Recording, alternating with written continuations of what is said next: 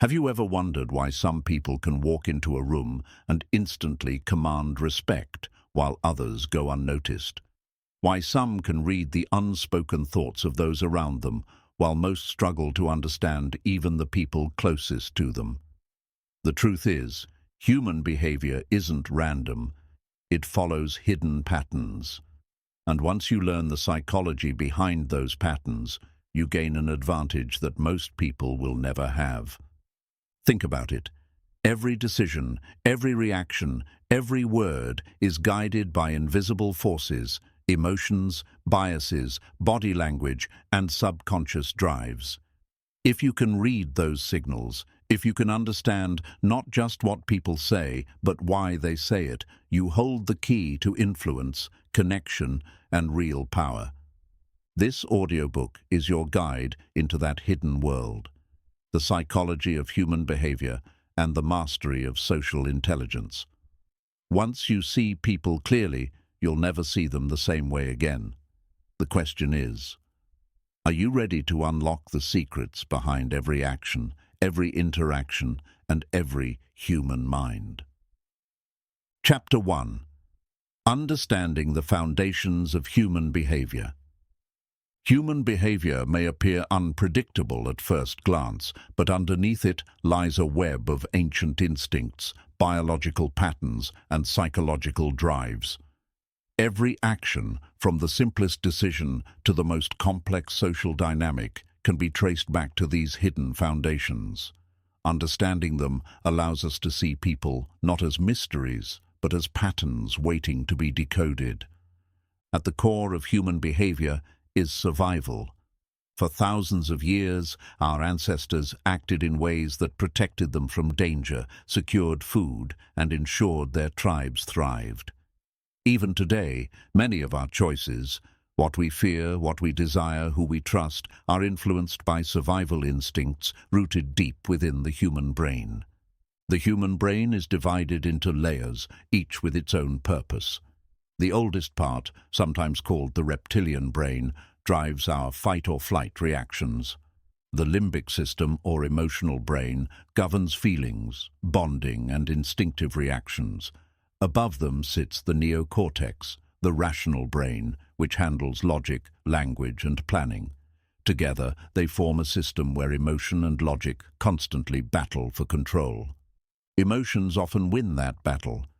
While we like to think of ourselves as rational beings, most decisions are emotional first and logical second. We buy products not for features, but for how they make us feel. We trust leaders not only for their words, but for the emotions they inspire. Logic is the explanation. Emotion is the driver. Another foundation of behavior is the need for belonging. Humans are social creatures wired to connect. In ancient times, survival depended on being part of a tribe. Rejection meant danger, even death. This is why criticism feels so painful and why acceptance feels so powerful. The need to belong is not just psychological, but biological. The environment shapes behavior more than we realize. People like to believe they act from pure choice, but surroundings silently guide actions. Lighting affects mood, color influences decisions, and group behavior shapes individuals. Change the environment, and you often change the person. Habits form another critical foundation. What we repeat daily becomes automatic, shaping our lives without conscious thought. The brain loves efficiency, so it hardwires repeated actions into routines. This is why breaking bad habits feels so difficult. They are built into the brain's architecture. Motivation also drives behavior. Psychologists often divide it into two types: extrinsic, coming from rewards or punishments, and intrinsic, coming from passion or purpose.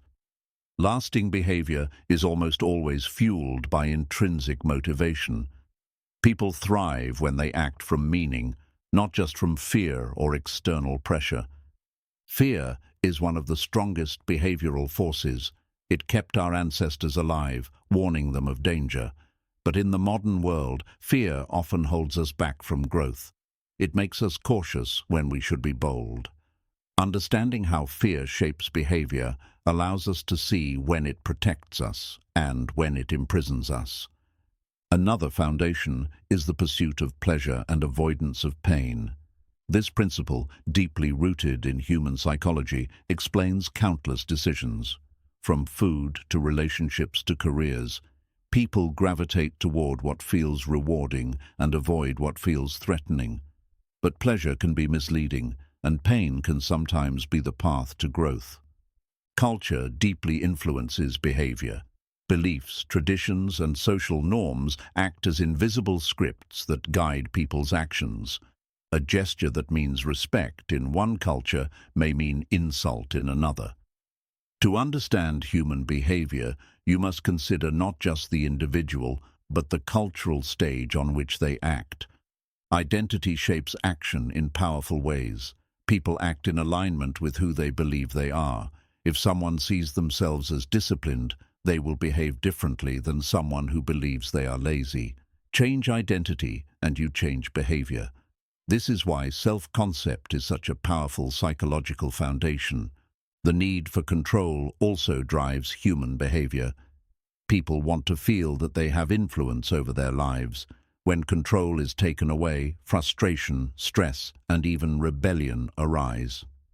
Giving people choice, even in small things, significantly affects their motivation and satisfaction. Memory plays a huge role in behavior.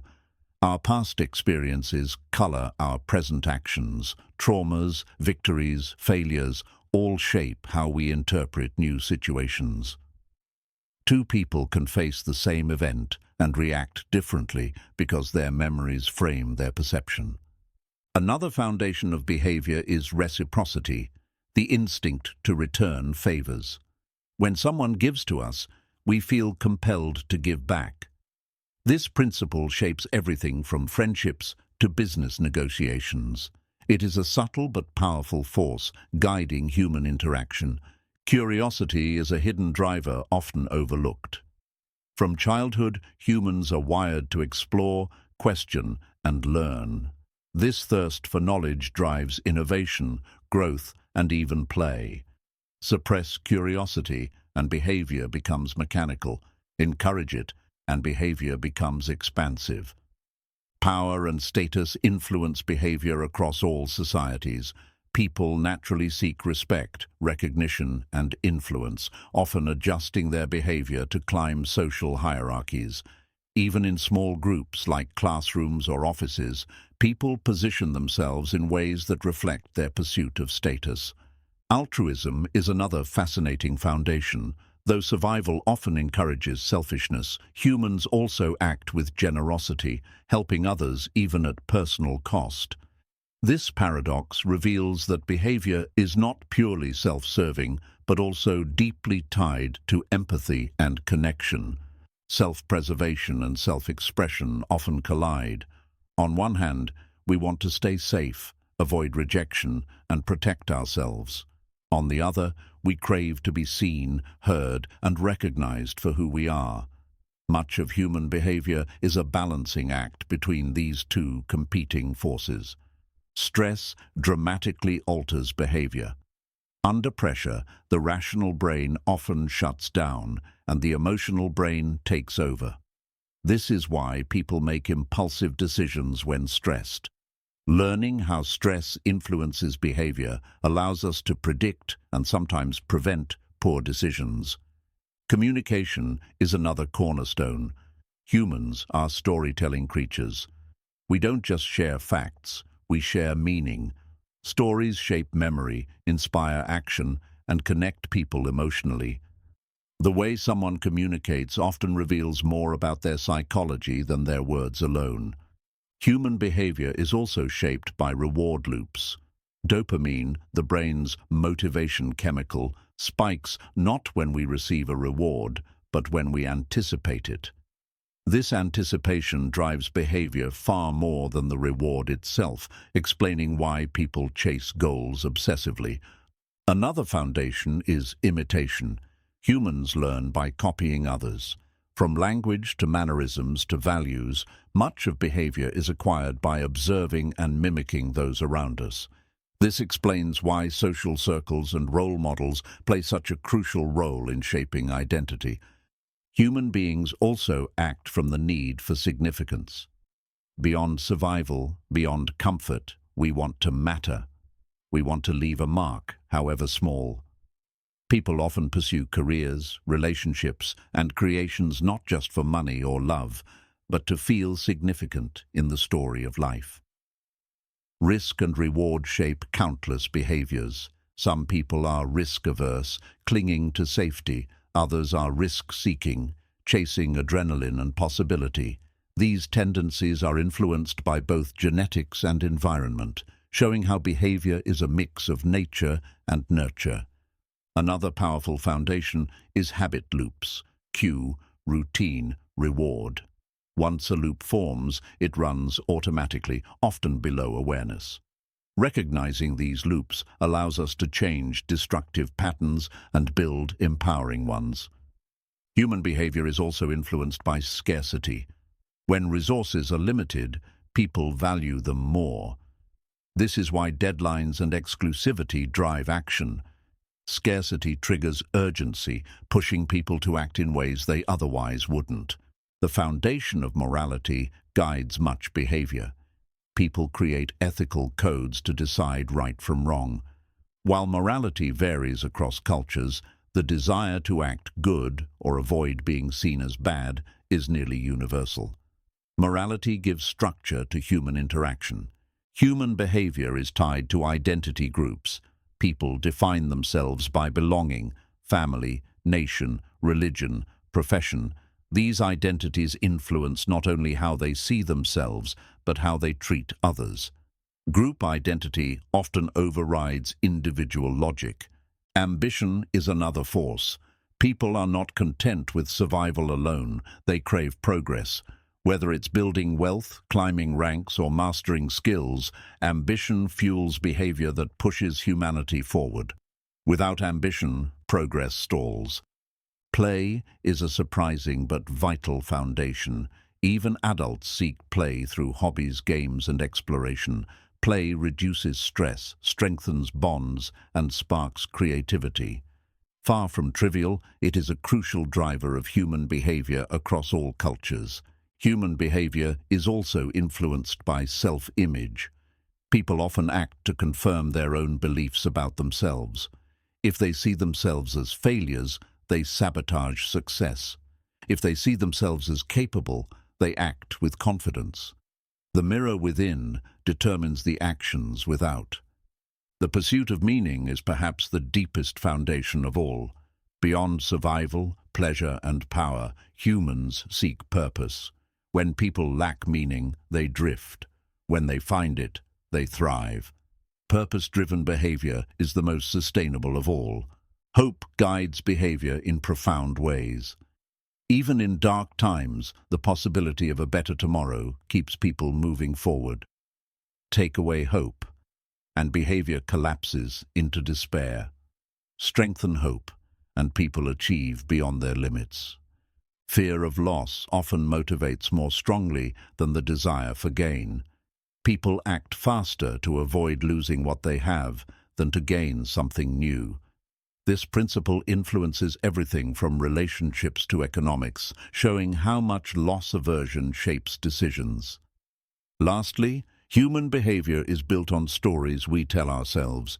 Each person carries an internal narrative about who they are, what life means, and what role they play.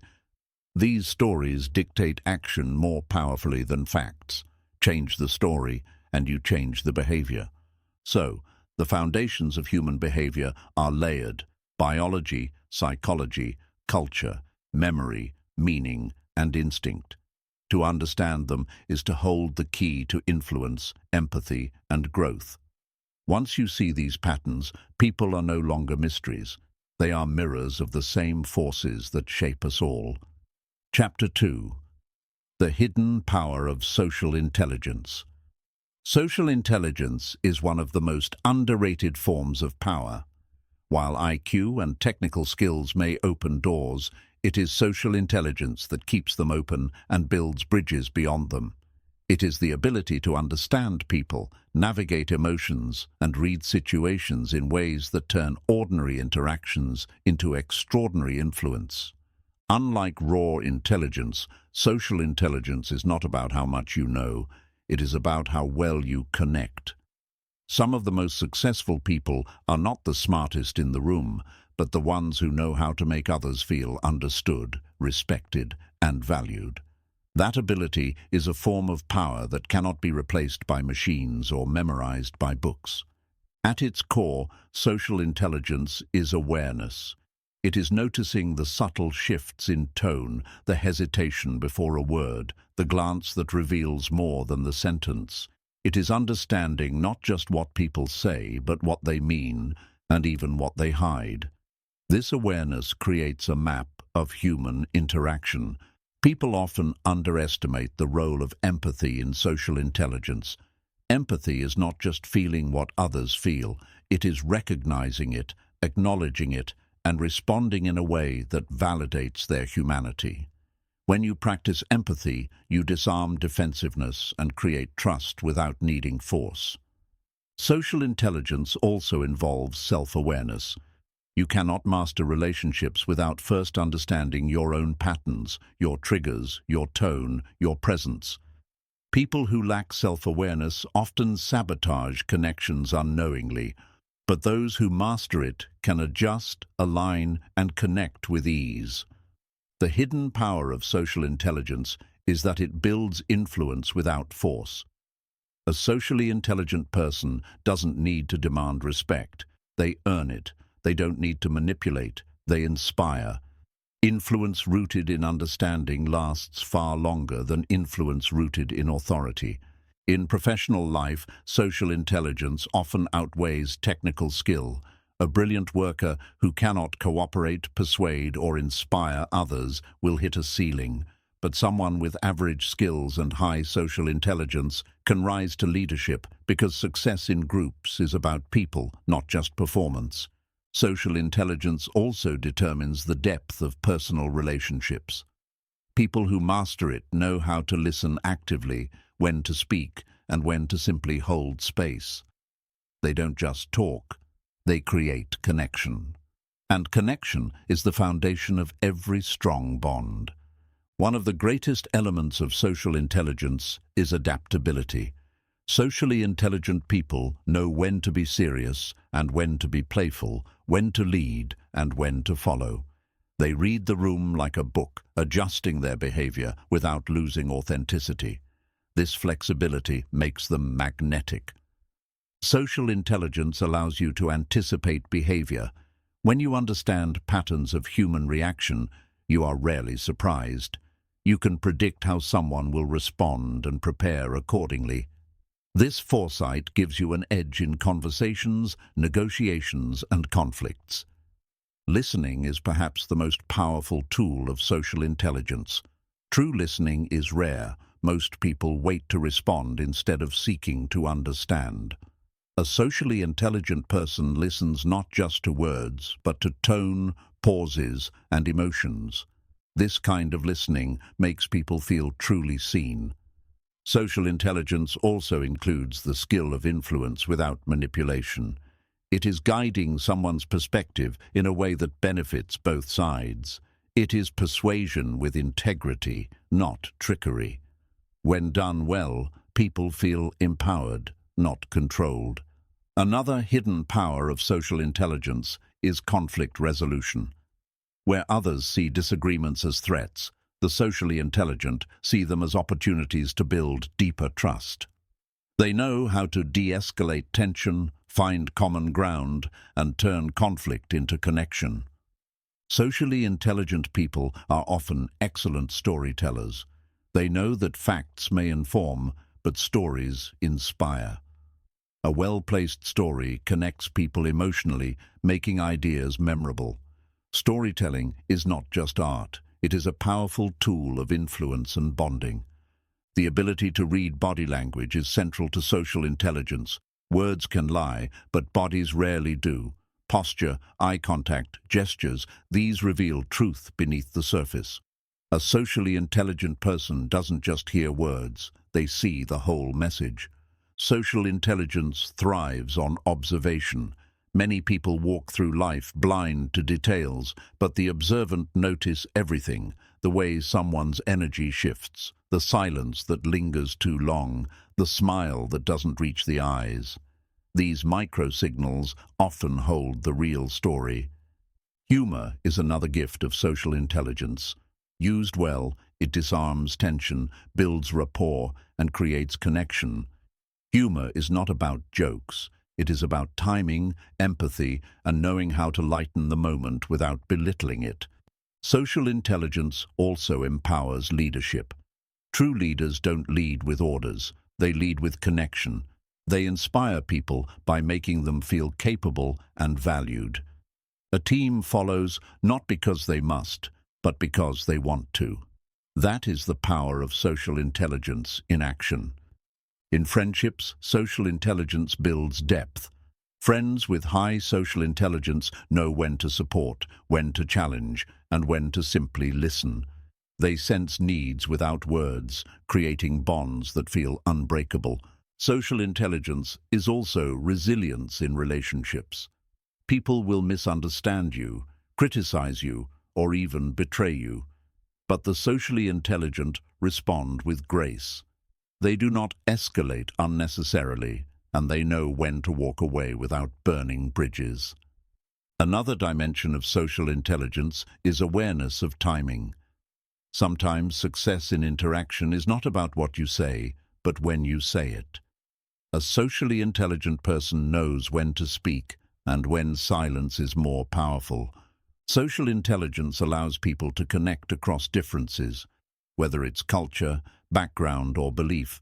Socially intelligent people find common ground without erasing uniqueness. They bridge divides by focusing on shared humanity. Authenticity fuels social intelligence. People sense when you are pretending. Real connection cannot be faked. Socially intelligent individuals align their actions with sincerity, which creates trust faster than any technique. Social intelligence also enhances persuasion in subtle ways. It's not always about direct arguments. It's about tone, body language, and framing.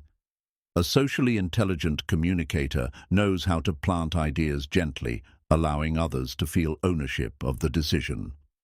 One hidden strength of social intelligence is emotional regulation. You cannot connect with others if you are consumed by your own emotions. The ability to stay calm, composed, and grounded in the face of tension makes people respect and trust you. Social intelligence can also protect you from manipulation. When you understand how influence works, you become less vulnerable to those who misuse it. You see through tactics, recognize false sincerity, and protect your boundaries. Curiosity is at the heart of social intelligence. Instead of assuming, socially intelligent people ask questions. They are genuinely interested in others, and that interest creates bonds. People are drawn to those who care enough to ask and listen. Social intelligence also improves decision-making. When you consider not just facts, but people's emotions, motivations, and hidden needs, you make choices that stick. Facts persuade the mind, emotions move the heart. Decisions that honor both are the most effective.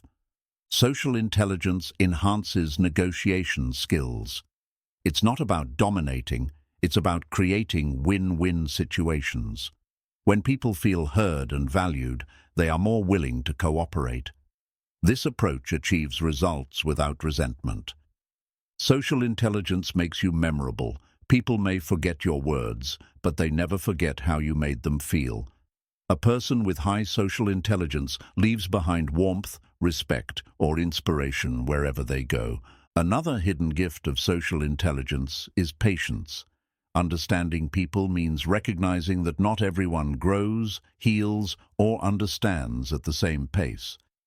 Patience creates space for people to come closer without pressure. Social intelligence allows you to uplift others. A well-timed word of encouragement, a recognition of effort, or a reminder of potential can change someone's trajectory. This quiet power often matters more than grand gestures. Socially intelligent people also avoid unnecessary battles. They know that not every disagreement needs to be won. Some are better left with grace and silence. This wisdom preserves energy for what truly matters. Social intelligence builds communities. At its core, it is about connection, and connection is the glue of groups. Families, teams, organizations all thrive when socially intelligent members foster harmony, understanding, and collaboration. The hidden power of social intelligence is that it compounds over time. Each connection leads to another. Each act of empathy builds trust. Each relationship creates opportunities. What begins as subtle skills becomes a powerful network of influence and impact. Finally, social intelligence is not just about others, it transforms you. As you grow in awareness, empathy, and authenticity, you see yourself differently. You stop reacting blindly and start living intentionally.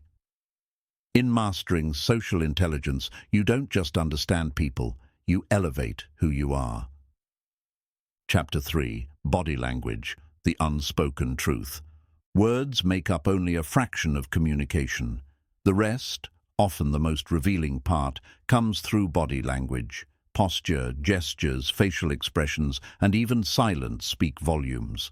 If you learn to read these signals, you gain access to the unspoken truth behind every interaction.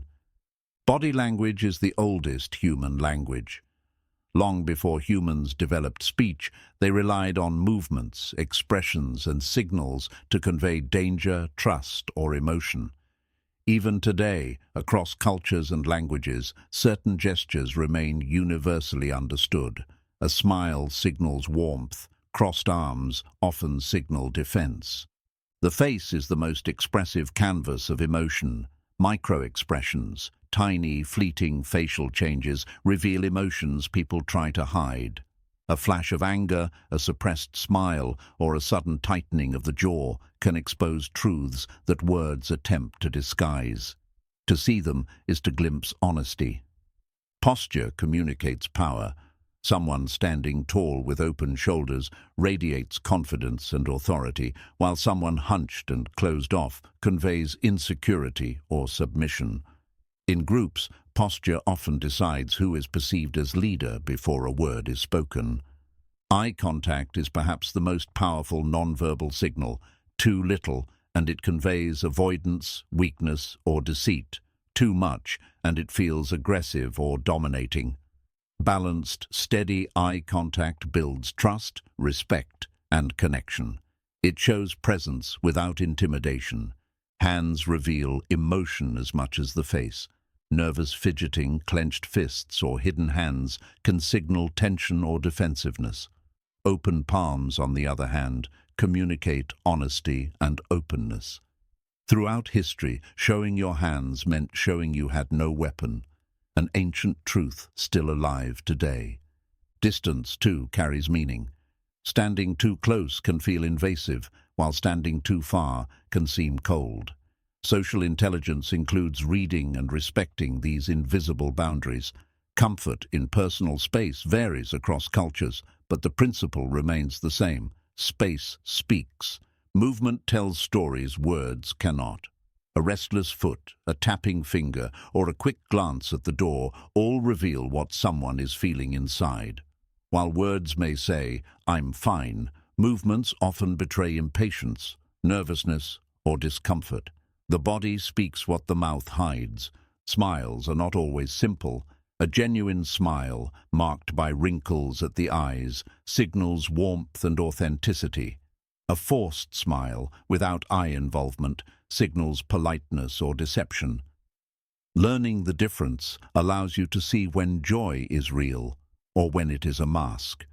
The tilt of the head may seem small, but it conveys volumes.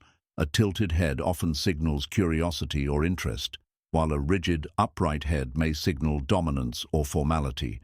These subtle cues add layers of meaning to ordinary interactions. Body mirroring is another hidden truth. When two people are in sync, they unconsciously mirror each other's movements, crossing legs, leaning forward, even blinking at similar times. Mirroring is a silent sign of rapport, connection, and trust.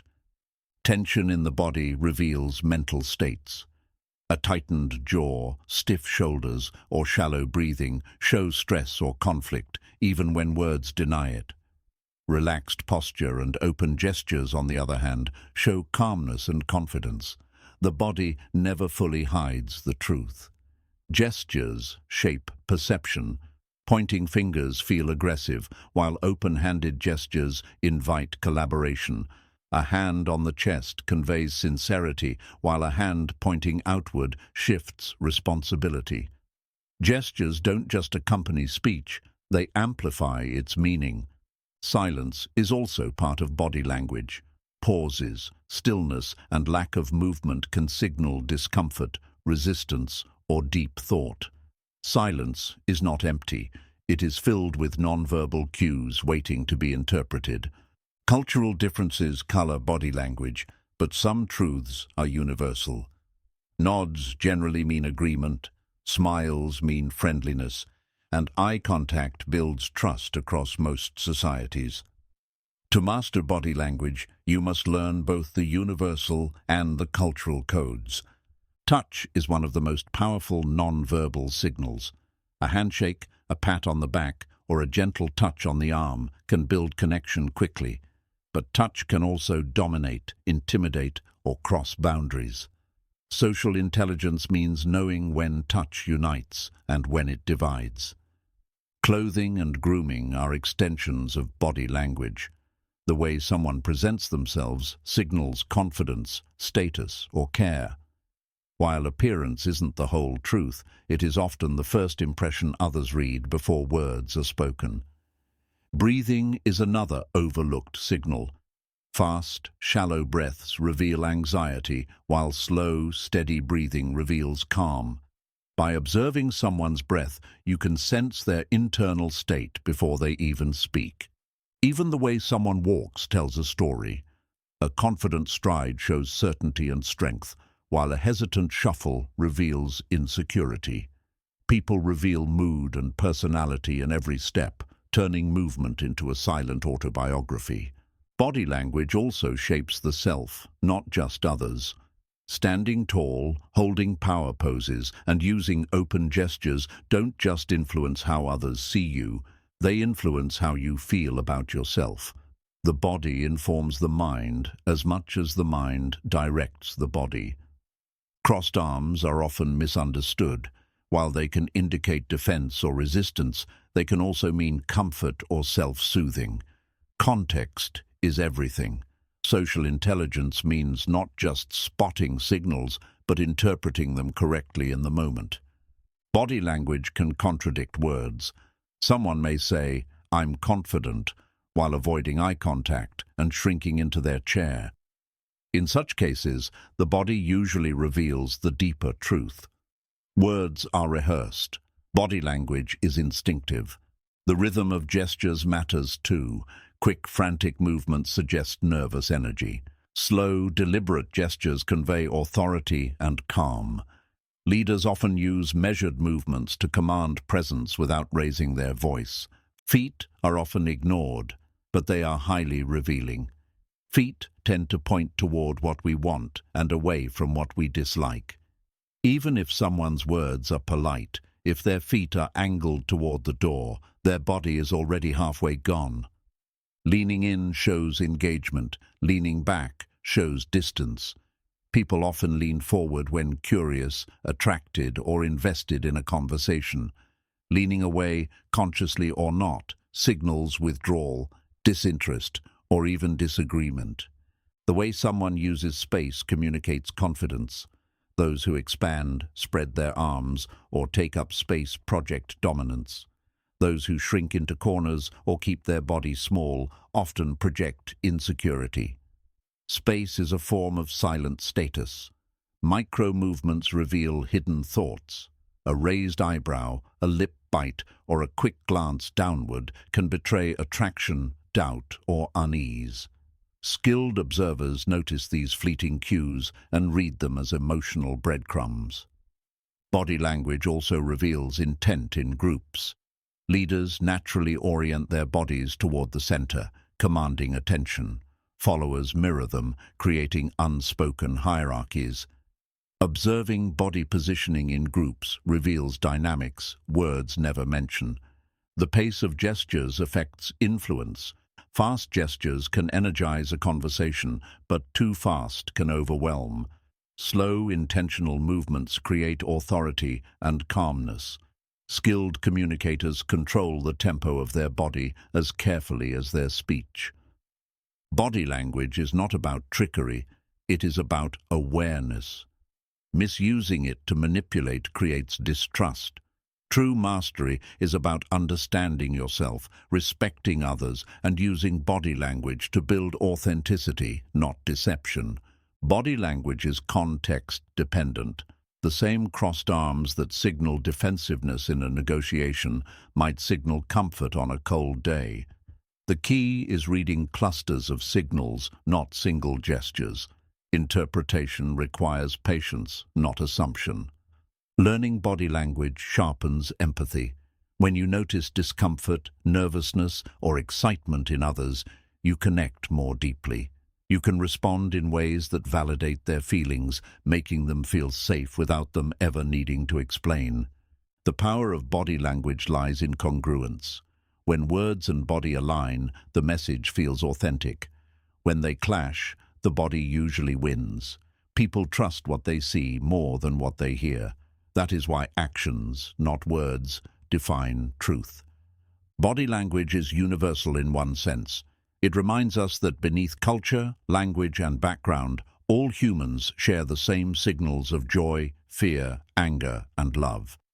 Learning to read them is learning to see humanity itself. Ultimately, body language is a mirror. It reflects emotions, beliefs, and desires, whether we want it to or not. To understand it is to understand people more deeply than they understand themselves. And to master it is to gain a silent key to connection, influence, and truth. Chapter 4. Emotional Triggers that Influence Decisions. Every human decision begins with an emotion. We often convince ourselves that logic leads our choices, but in truth, logic usually follows emotion, acting as justification. Emotional triggers are the unseen forces guiding how people buy, trust, connect, and act. To understand them is to understand the architecture of decision-making. One of the strongest emotional triggers is fear. Fear drives action faster than almost any other feeling. From avoiding danger to buying insurance, fear taps into our survival instincts. When people sense loss, rejection, or threat, decisions happen instantly, often without full thought. The opposite of fear is desire, another powerful trigger. Desire fuels ambition, purchases, and even relationships. People are drawn to what promises pleasure, achievement, or fulfillment. Desire whispers, "This will make you more," while fear shouts, "This will protect you." Together, they shape countless choices. Trust is a quieter but equally powerful trigger. Without it, people hesitate, doubt, and withdraw. With it, they leap forward, even into uncertainty. Trust is built through consistency, honesty, and emotional resonance. Once trust is present, resistance fades. Scarcity is another universal emotional driver. When something feels rare or limited, emotions of urgency and value spike. People chase what is slipping away, fearing they may never get another chance. Scarcity doesn't just influence purchases, it shapes relationships and opportunities too. Belonging triggers decisions on a deep biological level. Humans crave acceptance within groups, tribes, and communities. When people sense they'll be included or excluded, emotions drive action quickly. Belonging creates loyalty, exclusion creates desperation or withdrawal. Love and connection are perhaps the most profound triggers. People will sacrifice, risk, and endure for the promise of love. Every human decision tied to relationships, family, friendship, romance, carries an emotional weight no logical argument can match. Another strong trigger is anger. Anger fuels rebellion, sparks movements, and pushes people to fight for justice. Though often destructive, anger also drives change. It moves people when logic alone would not. Hope is the emotional bridge between where people are and where they want to be. It drives persistence in hard times, investments in uncertain futures, and faith in unseen outcomes. Remove hope, and decisions stall. Strengthen it, and people act boldly. Pride is another subtle but strong motivator. People act to protect their identity and self-image. Choices that affirm dignity or enhance reputation are embraced, while those that threaten pride are resisted. Pride can build courage or create stubbornness. Guilt influences countless decisions quietly. It pushes people to repair, to give, to change. Advertisers use it, relationships wrestle with it, and societies enforce it. Guilt is painful, but it can also be transformative when paired with growth. Curiosity is an underestimated trigger. People act simply to answer questions. What's inside? What happens if I try? What is the truth behind this? Curiosity creates movement where fear or doubt might have kept someone frozen. Security is a stabilizing trigger. People make choices not just for gain, but for peace of mind. Decisions around money, relationships, or health often aim to reduce uncertainty. Security may not be exciting, but it quietly rules many lives. Recognition is another key trigger. Humans want to be seen, valued, and acknowledged. A compliment, applause, or validation can shape behavior more than material rewards. People will often choose paths where they feel appreciated over paths with higher reward but less recognition. Excitement creates instant decisions. Whether it's the thrill of adventure, the rush of novelty, or the anticipation of reward, excitement makes people leap. It bypasses hesitation, sparking movement before rationality catches up. Shame works as a dark motivator. Fear of being judged, exposed, or humiliated drives people to hide, conform, or overcompensate. Though heavy, shame is one of the most consistent emotional triggers in human history. Gratitude influences decisions in profound ways. When people feel grateful, they act generously, loyally, and warmly. Gratitude deepens relationships and cements trust in ways no transaction can. Loyalty grows from repeated emotional connection. Once people feel loyal, decisions lean toward protecting that bond, even when logic suggests otherwise. Loyalty explains why people stand by friends, brands, or causes despite flaws. Status is another emotional driver. Humans naturally compare themselves to others. Decisions about careers, purchases, or relationships often carry the silent weight of status, whether it raises them higher, lowers them, or protects their current place. Empathy also drives behavior. When people truly feel another's pain or joy, they make choices to help, to protect, or to celebrate. Empathy transforms selfishness into service, creating decisions that ripple far beyond the self. Anticipation triggers behavior by projecting pleasure into the future. Dopamine rises not when we receive the reward, but when we anticipate it. This is why countdowns, launches, and coming soon messages stir action. Comfort drives countless decisions unconsciously. People often choose the familiar over the unknown, not because it's better, but because it feels safer. Comfort zones trap many, while bold decisions require stepping beyond them. Jealousy pushes action in complex ways. It can create destruction, but it can also spark ambition.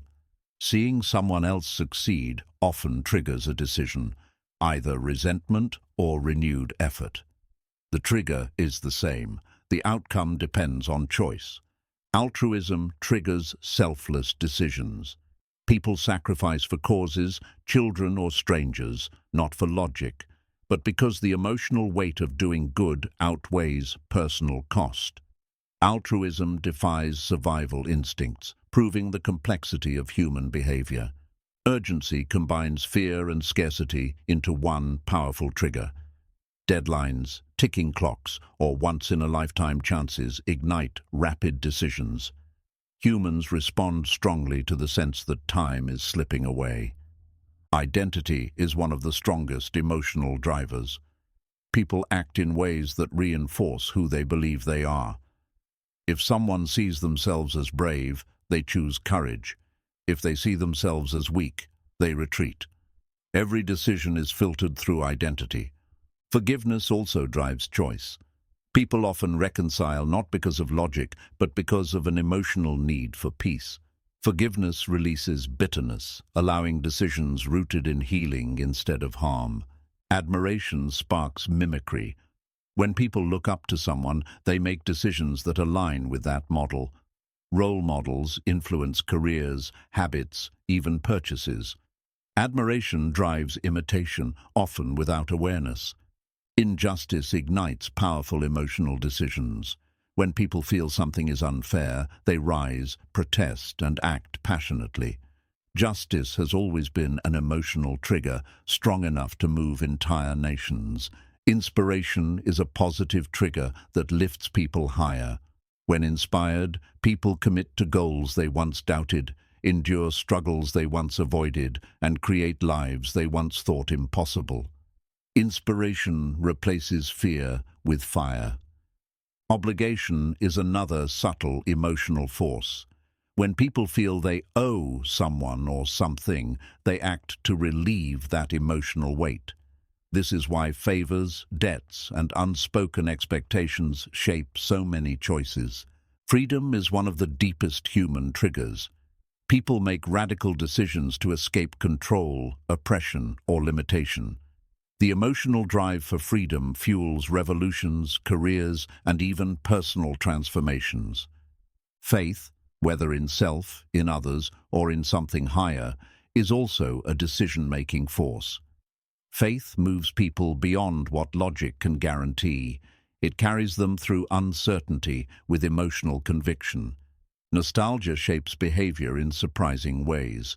People often choose based on the comfort of the past. Music, scents, or memories pull them into decisions that recreate feelings of safety or joy once felt.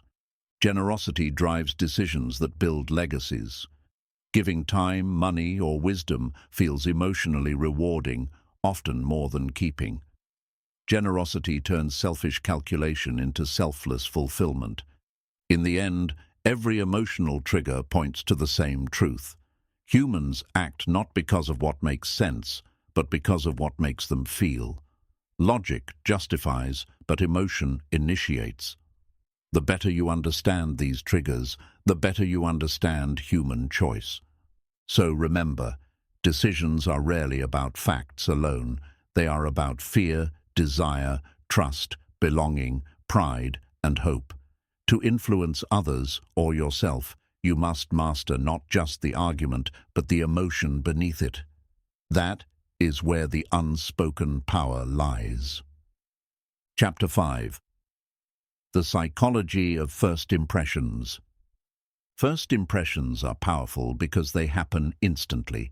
Within the first few seconds of meeting someone, your brain forms judgments about their trustworthiness, competence, and intent. These snap decisions may not always be accurate, but they are deeply influential, shaping how every future interaction unfolds. The human brain is wired for speed when it comes to impressions. This quick judgment system evolved for survival. Early humans had to decide in moments whether someone was a friend or a threat. Though we live in safer times, the instinct remains. We still scan faces, tones, and gestures unconsciously. One of the strongest influences on first impressions is appearance. Clothes, grooming, posture, and even subtle details like shoes or hairstyle affect perception. While appearance doesn't reveal character, It frames the lens through which others see you, for better or worse. Facial expressions shape impressions more than we realize. A smile signals warmth and safety, while a furrowed brow can create distance. Even micro-expressions, tiny, fleeting flashes of emotion, can tilt first impressions positively or negatively before words are exchanged. Eye contact is a cornerstone of impression-making. Steady, balanced eye contact communicates confidence and sincerity. Too little can feel evasive, too much can feel intimidating. Those who master eye contact often create instant trust. Tone of voice carries enormous weight. People don't just hear your words, they feel your energy through pace, pitch, and rhythm. A calm, steady voice inspires confidence, while a rushed or nervous tone signals uncertainty. The sound shapes perception before the content even lands. Body language, from posture to gestures, is another crucial factor. Standing tall, shoulders open, and movements measured create an impression of self-assurance. Closed-off or fidgety movements, on the other hand, can suggest insecurity or defensiveness. The halo effect plays a major role in first impressions. When someone notices one positive trait, like confidence, kindness, or attractiveness, they unconsciously extend that impression to other areas. Similarly, one negative signal can unfairly overshadow everything else. Context influences impressions heavily. The same person may seem confident in one setting and arrogant in another. Meeting someone at a casual gathering versus a formal interview changes how their actions are perceived. Environment colors judgment more than we realize. Timing is also critical. Someone who arrives early appears reliable, while someone who arrives late creates doubts about discipline. Small details in behavior often make lasting impressions without a word spoken. First impressions are sticky. Once formed, they are difficult to change. The brain tends to confirm its initial judgment, seeking evidence that supports it. This is why a poor first impression is so damaging. It becomes the lens through which future behavior is filtered. Scent, though often ignored, influences impressions. Pleasant, subtle fragrances can create warmth and memorability, while neglecting personal hygiene leaves an unconscious negative imprint. The senses work together in shaping perception. Energy is another silent communicator. Some people radiate calmness, while others bring tension into a room. Energy is felt before words are spoken, and people naturally gravitate toward those who project balance and positivity. Listening shapes impressions deeply. When you meet someone who truly listens, giving space instead of rushing to speak, they instantly appear thoughtful and respectful. In contrast, interrupting or dominating conversation signals self-absorption. Authenticity is the most magnetic factor. People sense when someone is pretending. Even small acts of inauthenticity, forced smiles, exaggerated claims, create distrust.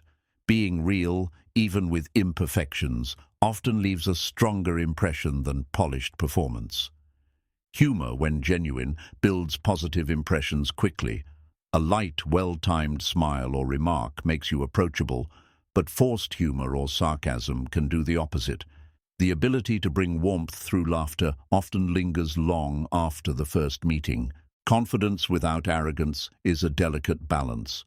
Confidence attracts, while arrogance repels. People remember how you made them feel about themselves, not just how you carried yourself. Humility paired with self-assurance leaves a lasting mark. Cultural awareness affects impressions too. Gestures, greetings, and etiquette vary across the world.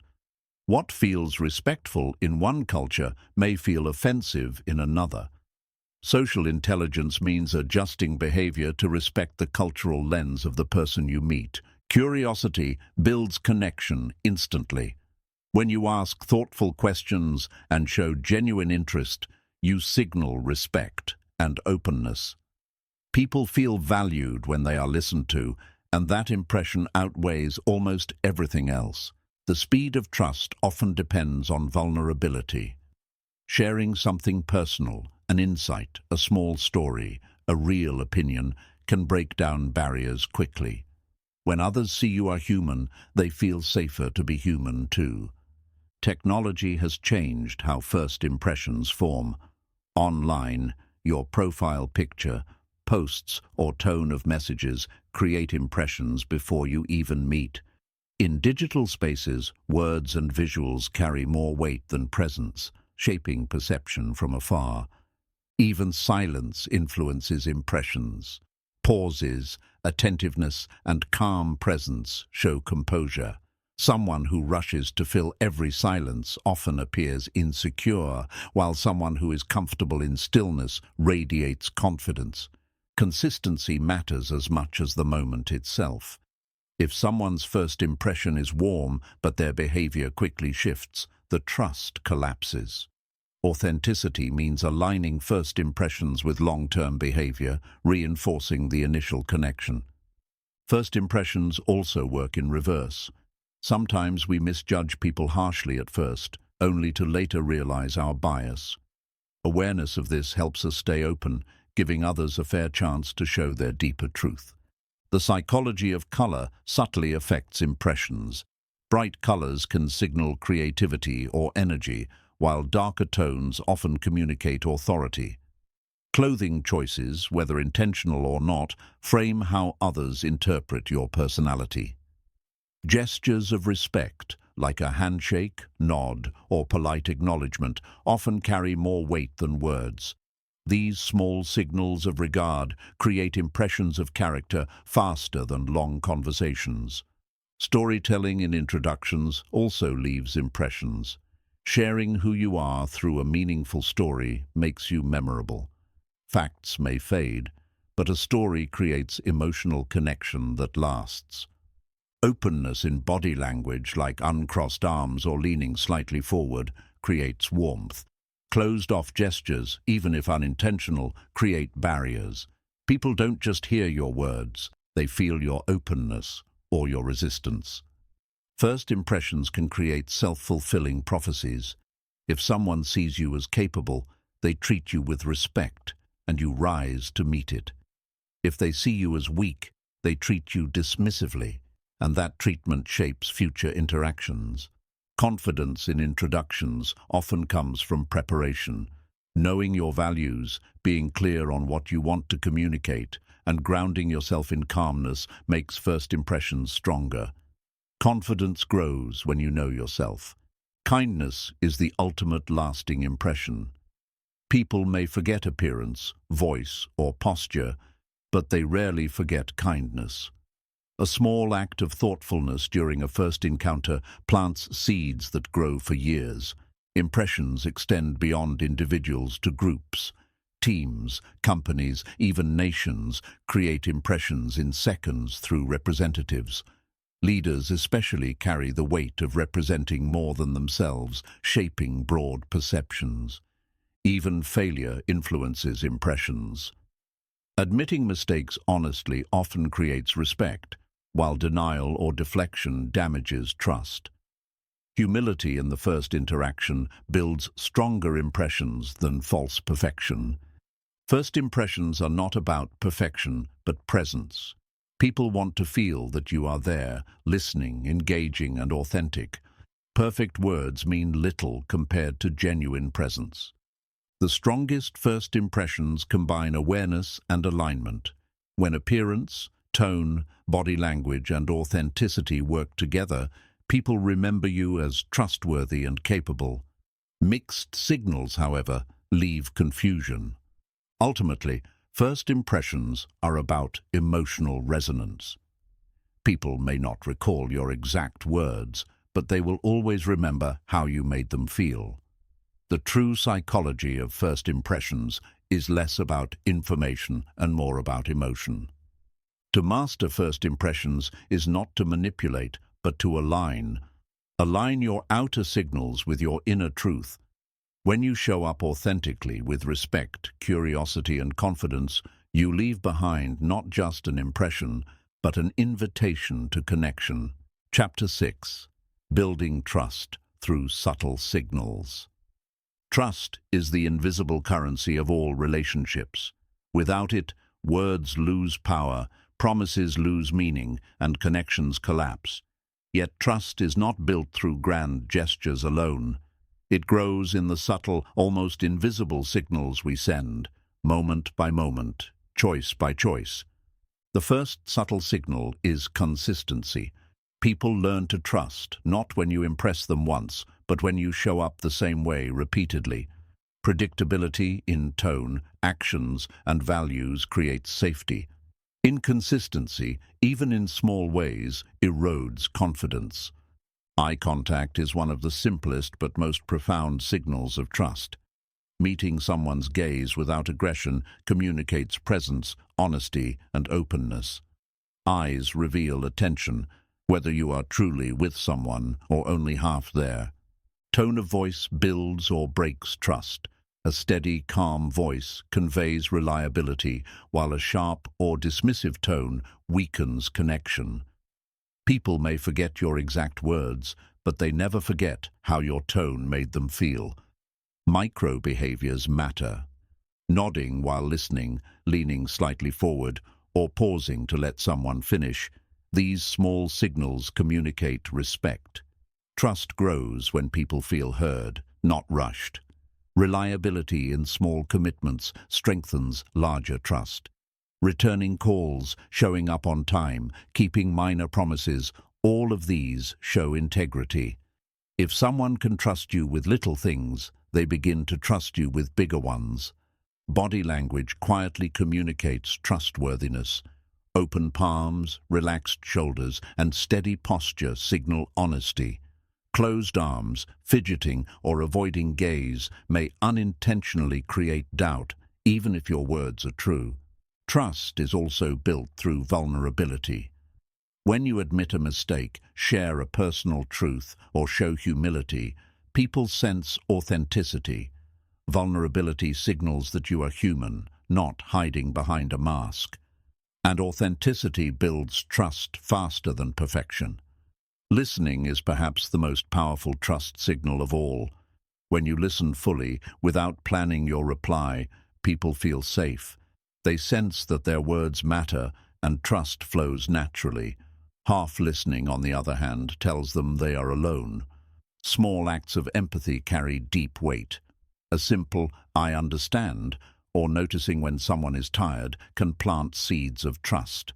These gestures show awareness beyond words, proving you see them not as objects, but as humans.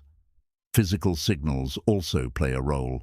A warm handshake, a respectful nod, or even the distance you maintain communicates comfort. Respecting boundaries shows awareness, and awareness creates trust. Consistency of values is another trust builder. People trust when your actions align with your principles, even when it costs you. Compromise for convenience may gain you short-term approval, but long-term trust requires alignment with what you claim to stand for. Trust grows in moments of pressure.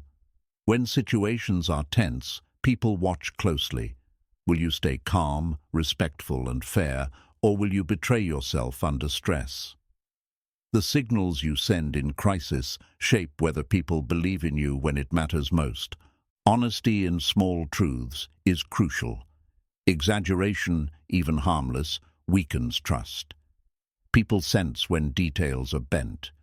Speaking with clarity and transparency builds confidence that your words can be relied upon. Trust is reinforced by silence too. Allowing pauses in conversation signals patience and respect. Rushing to fill silence often reveals insecurity or manipulation. Comfortable silence, however, builds depth. Remembering details about people, like their name, a story they shared, or something they value, is a subtle but powerful trust signal. It tells them you cared enough to pay attention. Attention builds trust more than compliments ever could. Trust is built in the absence of judgment. When people sense they can share without being criticized, they open up. The signal of acceptance, even without agreement, creates a safe space where trust thrives. Trust requires alignment between body and words. If you say, "I'm happy to help," but your tone is flat and your posture closed, trust weakens. Congruence between what you say and what you signal tells people you are real. Transparency in intentions is a subtle trust builder. When you make clear why you act, people feel secure. Hidden agendas erode trust quickly. Clarity creates confidence that what they see is what they get. Follow-through is everything. Even the smallest promise, "I'll call you back," or "I'll send it tomorrow," is a test of trust. Failing to follow through sends the subtle signal that your word is fragile. Honoring commitments, however small, strengthens it. Trust is shaped by generosity of attention. In a distracted world, giving someone full focus is rare. Putting away your phone, listening with intent, and being present signal that they matter. That signal is unforgettable. Trust grows when you respect boundaries. Asking permission before entering someone's space or recognizing when they need time shows sensitivity. These signals prove you value their comfort, not just your own agenda. Humor, when kind, is a trust signal. A gentle laugh or shared smile eases tension and reminds people you are human. Cruel or sarcastic humor, however, weakens trust, signaling insensitivity. The type of humor you use reveals whether people feel safe with you. Trust is revealed through fairness. When you treat people with equity, regardless of status or role, they sense integrity. Preferential treatment signals selfishness. Fairness signals reliability and strength. Apologies are powerful trust signals. A sincere apology shows humility and accountability. Avoiding responsibility or making excuses weakens trust. People don't expect perfection, but they do expect honesty. Trust is built through repetition of small signals. A single act of kindness may inspire warmth, but consistent kindness builds unshakable belief in your character. Trust grows slowly and is cemented through habits, not single acts. Patience is another trust builder. Allowing people the time they need communicates respect for their process. Impatience signals self-interest. Patience, however, signals care. Acknowledging others' contributions builds trust too. When you give credit, you show that you value people, not just outcomes. Recognition signals respect, and respect is the soil where trust grows. Nonverbal alignment is subtle but crucial. Facing someone directly, keeping your arms relaxed, and aligning your body signals openness. Distracted gestures, checking your watch, shifting away, send the opposite message. Trust is deepened by discretion. When people confide in you, keeping their confidence is a silent but powerful trust signal. Betrayal of secrets, even small ones, destroys trust permanently. Discretion is remembered longer than eloquence. Trust grows when you show consistency across settings. If you are kind in private but dismissive in public, people notice. True trust is built when you are the same person everywhere, regardless of audience. Signals of reliability also include preparation. Showing up ready, having done the work, signals responsibility. Sloppiness signals carelessness, and carelessness weakens trust. Preparedness communicates respect. Generosity with time is another signal. People trust those who make space for them, even when busy. Time is the most valuable resource, and offering it freely sends the signal that someone matters deeply. Flexibility builds trust, too. When you adapt to changes gracefully, people sense strength. Rigidity under pressure signals fragility. Adaptability signals resilience, and resilience makes people feel secure with you. Trust is reinforced by authenticity. Pretending to be what you're not always cracks eventually. People may not articulate it, but they feel it. Being genuine signals strength, and authenticity is the deepest foundation of trust. Finally, trust is built not in the dramatic moments, but in the quiet, consistent signals of presence, respect, and alignment. Every nod, every tone, every act either strengthens or weakens it. Trust is not claimed. It is earned, one subtle signal at a time. Chapter 7. Persuasion without force. Persuasion is often misunderstood as manipulation or pressure, but true persuasion is the opposite. It is influence built on respect, empathy, and understanding. Persuasion without force doesn't overpower others. It empowers them to see possibilities they had not considered before. The essence of persuasion lies in alignment. Instead of pushing your agenda, you connect your idea with the values, needs, and desires of the other person. When people see how your vision serves them too, resistance dissolves naturally. Listening is the first step to persuasion. Many think persuasion begins with speaking, but it begins with hearing. When you truly listen, you learn what matters to someone, and only then can you frame your message in a way that resonates. Persuasion without force requires patience. It is not about winning instantly, but about planting seeds that grow over time. Some of the most powerful influences take root slowly, shaping decisions days, weeks, or even years later. Trust is the foundation of all persuasion.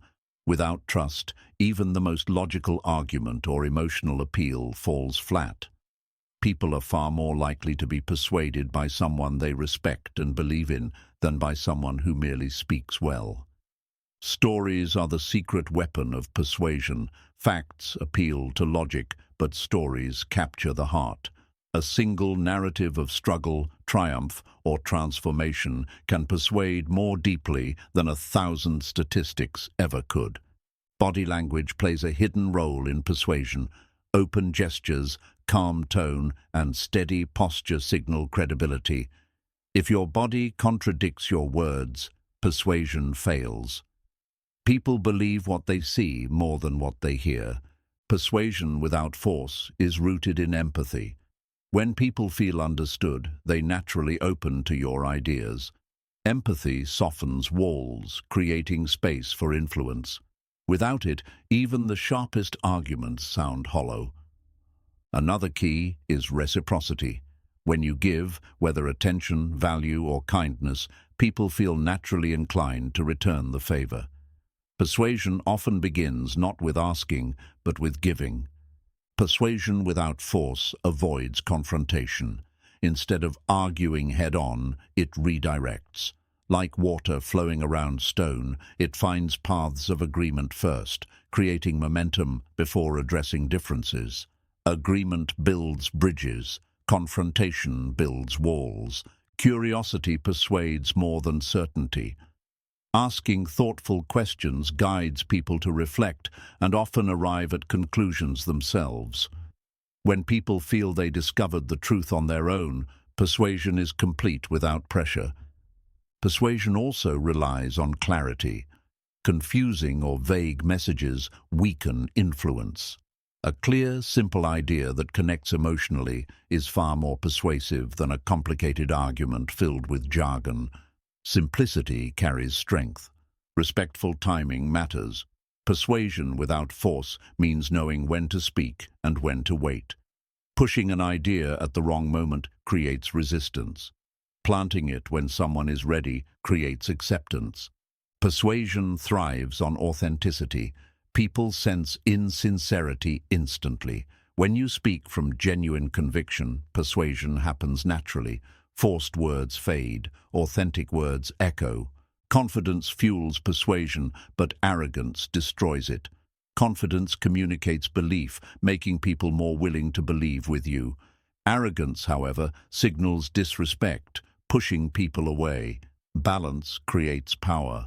Persuasion without force often uses metaphors. Complex ideas become accessible when framed through imagery people already understand. A single metaphor can turn resistance into clarity in an instant. Humility is persuasive. Admitting uncertainty or limits doesn't weaken your case, it strengthens it. People trust those who are honest about imperfection more than those who pretend to have every answer. Persuasion is also about energy. Calm, steady energy reassures, frantic or desperate energy repels. When your presence communicates stability, people lean into your ideas because they want that stability too. Consistency builds persuasive power. A single message may be ignored, but repeated gently over time, aligned with your behavior, it becomes compelling. Consistency turns influence into inevitability. Persuasion often works best when you speak less. The more space you give others, the more invested they feel. When people contribute their own thoughts to the process, they buy into the outcome. Silence, used well, is persuasive. Persuasion without force honors freedom. It never demands agreement. Instead, it invites. People resist force, but embrace choice. True persuasion lets them feel they chose willingly, not that they were cornered. Gratitude enhances persuasion. When you acknowledge someone's time, perspective, or effort, they feel respected. That respect softens them to your ideas. Gratitude signals humility, which makes influence more natural. Persuasion uses contrast wisely. By showing the difference between two paths, the cost of staying the same versus the benefit of change, you create clarity. People often move when they see clearly what they stand to lose or gain. Another key is framing. The same idea presented in two ways can produce opposite results. This risk could cost you creates hesitation, while this opportunity could grow you creates openness. Persuasion is often about perspective, not content. Nonverbal congruence is crucial. If your words say, "I believe in this," but your body hesitates, persuasion falters. When body, tone, and message align, the impression becomes undeniable. Alignment persuades silently. Persuasion without force is patient with resistance. When people push back, it doesn't argue. It listens, validates, and reframes. This patience allows the resistance to soften without escalation. Persuasion works best when it appeals to both logic and emotion. Logic explains why an idea makes sense. Emotion explains why it matters. Together, they create a decision that feels inevitable. Respect is magnetic. When you respect someone's intelligence and choices, you persuade without trying. Disrespect, even subtle, creates defiance. People may reject ideas not because they dislike them, but because they dislike feeling disrespected. Small wins are persuasive. Gaining agreement on smaller points builds momentum toward larger ones. Each yes creates a path toward the ultimate decision. Step by step, persuasion without force builds naturally. Persuasion often relies on modeling. When people see you live your message, they are influenced more deeply than by words alone. Example is the most silent but undeniable persuasion. Clarity of purpose strengthens persuasion.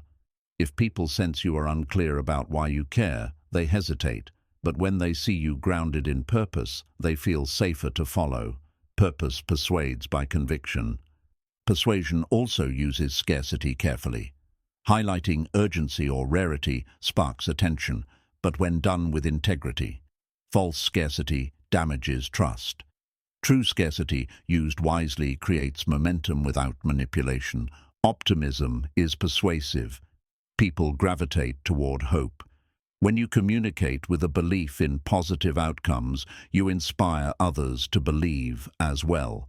Optimism lights the path forward. Persuasion without force means focusing on service. Instead of asking, "What do I get?" you ask, "How does this help them?" When people feel your intentions are selfless, they trust more, and persuasion happens naturally. Sometimes persuasion requires silence after a key point. Letting your words breathe allows people to absorb them. Rushing weakens impact. Silence combined with conviction makes your message echo in the listener's mind. Ultimately, persuasion without force is not about control. It is about connection. It is about helping people see alignment between their values and your vision. When you persuade this way, you don't win arguments, you win trust. True persuasion honors choice, respects humanity, and invites growth. It does not push, it guides. It does not manipulate, it aligns. And in doing so, it builds influence that lasts not for a moment, but for a lifetime. Chapter 8. Spotting Lies and Hidden Motives. Lies are as old as humanity. People lie to protect themselves, to gain advantage, or to avoid shame. While some lies are small and harmless, others can change lives.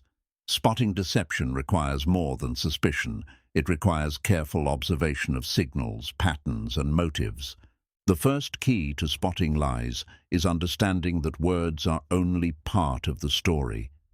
People rehearse lies in what they say, but their bodies often betray them. Tone, posture, and timing leak the truth through small cracks. Words lie easily. Bodies lie poorly. Micro-expressions are one of the clearest signs of deception.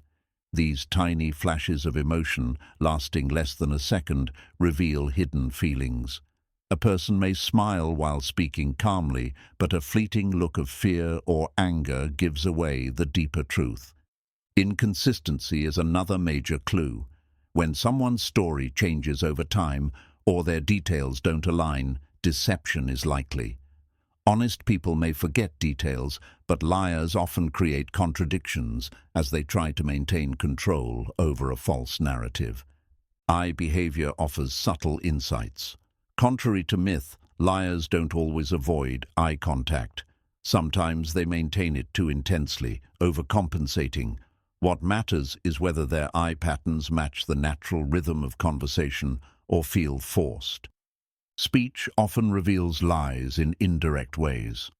Liars may use fewer personal pronouns, distancing themselves from their statements. Instead of saying, "I didn't do it," they might say, "That wasn't done by me."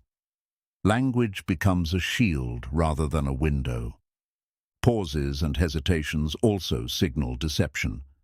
When someone speaks slower, repeats phrases, or fills time with and "you know," it may reveal the mental strain of inventing a story. Truth flows naturally, lies often stumble. Overly detailed explanations can be red flags. While truth-tellers keep stories simple, liars sometimes add unnecessary details to sound convincing. They mistake quantity of words for quality of truth. Defensiveness is another indicator. When questioned, honest people tend to stay calm, while liars may become hostile, overly offended, or try to quickly flip blame. Strong emotional overreaction often hides insecurity. Body language mismatches are clear giveaways. If someone says, "I'm confident," while slouching, or "I'm happy," while frowning, trust the body, not the words. When signals conflict, the body usually reveals the real truth. Breathing patterns can shift during deception. Liars may breathe faster, their voice may rise slightly, and their body may show tension. These involuntary responses are signs of stress, triggered by fear of being caught. Another subtle sign is grooming gestures. Touching the face, rubbing the neck, or fidgeting with clothes often appear when someone is nervous. While not always lies, these gestures can signal discomfort in maintaining deception. Hidden motives are often revealed by what people emphasize or ignore. If someone constantly highlights their innocence but avoids answering direct questions, their motive may not be truth, it may be control. What people avoid often matters as much as what they say. Lies also show up in timing. Delayed responses suggest someone is fabricating. Instant denials, said too quickly, may reveal rehearsed defense. Genuine truth tends to have a natural pace, while lies distort rhythm. Tone of voice betrays emotions. A sudden rise in pitch, unusual monotony, or overly rehearsed cadence can all point to deception.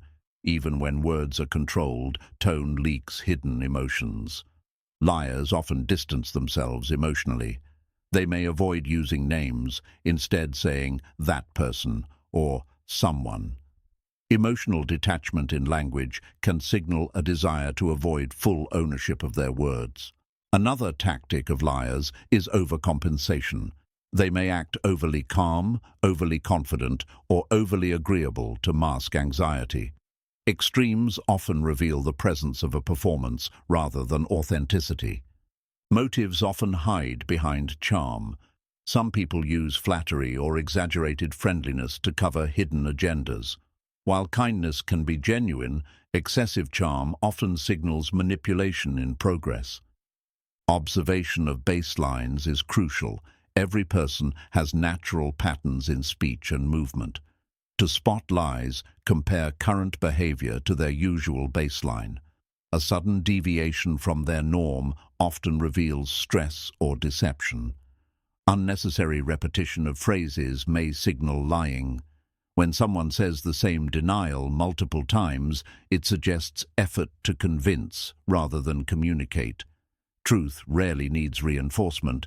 It stands on its own. Avoidance of specifics is another tactic. Liars often use vague language to reduce risk of contradiction. Phrases like "around that time" or "something like that" create space for escape later. Precision is a sign of truth. Vagueness often signals lies. Hidden motives frequently emerge in financial, social, or political contexts. People may not lie outright, but frame truths selectively, hiding self-interest. Spotting motives requires asking, who benefits if this is believed? Stress often exposes liars physically. Sweating, flushed skin, or restless movement are stress responses. While not proof alone, combined with other cues, they reveal inner conflict between truth and falsehood. Sometimes the biggest clue is overemphasis of honesty. When someone insists honestly or to tell the truth, too often it raises suspicion. Genuine truth needs no constant announcement. It simply is. Liars often create distance in stories. They might avoid placing themselves in the center, speaking as if events happened separately from them. Truth-tellers naturally describe their role clearly. Silence can also be telling. Sometimes liars say too much. Sometimes they say too little. Long silences, followed by rehearsed replies, suggest internal editing. Truth tends to flow. Lies are filtered. Unnatural stillness is another clue. While nervous liars may fidget, skilled ones may freeze unnaturally, holding themselves stiff to avoid giveaways. Both extremes, too much movement or too little, suggest unnatural control. Hidden motives often reveal themselves in patterns over time. A single action may seem innocent, but repeated choices that always benefit someone's self-interest suggest a deeper agenda. Motives are clearer in patterns than in moments. Sometimes lies reveal themselves in contradictions between public and private behavior. If someone speaks of values publicly but consistently acts differently in private, the gap reveals their hidden truth. Listening to emotion beneath words reveals motives. Anger may hide fear. Sadness may mask guilt. Excessive enthusiasm may conceal insecurity. Emotions are often layered, and careful attention uncovers what lies beneath the surface. Another way to spot deception is by asking unexpected questions. Liars rehearse answers to predictable queries but stumble when caught off guard. Truth is flexible, lies are fragile. Group dynamics also expose lies. When multiple people recount an event, truth creates consistency. Lies, however, generate subtle differences and nervous glances. Watching interactions among groups reveals unspoken truths. Even technology reveals deception. In text, liars often write longer, more complex sentences, adding unnecessary detail. In voice, pauses and changes in tone betray nerves. The medium changes, but the signals remain. Spotting lies requires humility. Not every nervous movement signals deception. Sometimes stress comes from fear of being misunderstood. The skilled observer doesn't jump to judgment, but looks for clusters of signals. Hidden motives are revealed through patterns of benefit. Ask yourself, if this were true, who gains? Often, the answer uncovers the real reason behind words or actions. Motives drive lies more than lies create motives. Ultimately, spotting lies is less about catching people and more about protecting truth. The goal is not to accuse, but to understand, to see beyond the surface, to recognize when someone's actions are shaped by fear, self-interest, or hidden desires. The unspoken truth is that people rarely lie for no reason. Lies reveal as much as truth does, because behind every falsehood is a motive worth noticing. If you can read both, you will not only spot deception, you will see humanity more clearly. One of the greatest challenges in spotting lies is separating nervousness from deception. Many honest people display stress signals when questioned, simply because they fear not being believed. This is why skilled observers look for patterns, clusters of cues rather than isolated signs.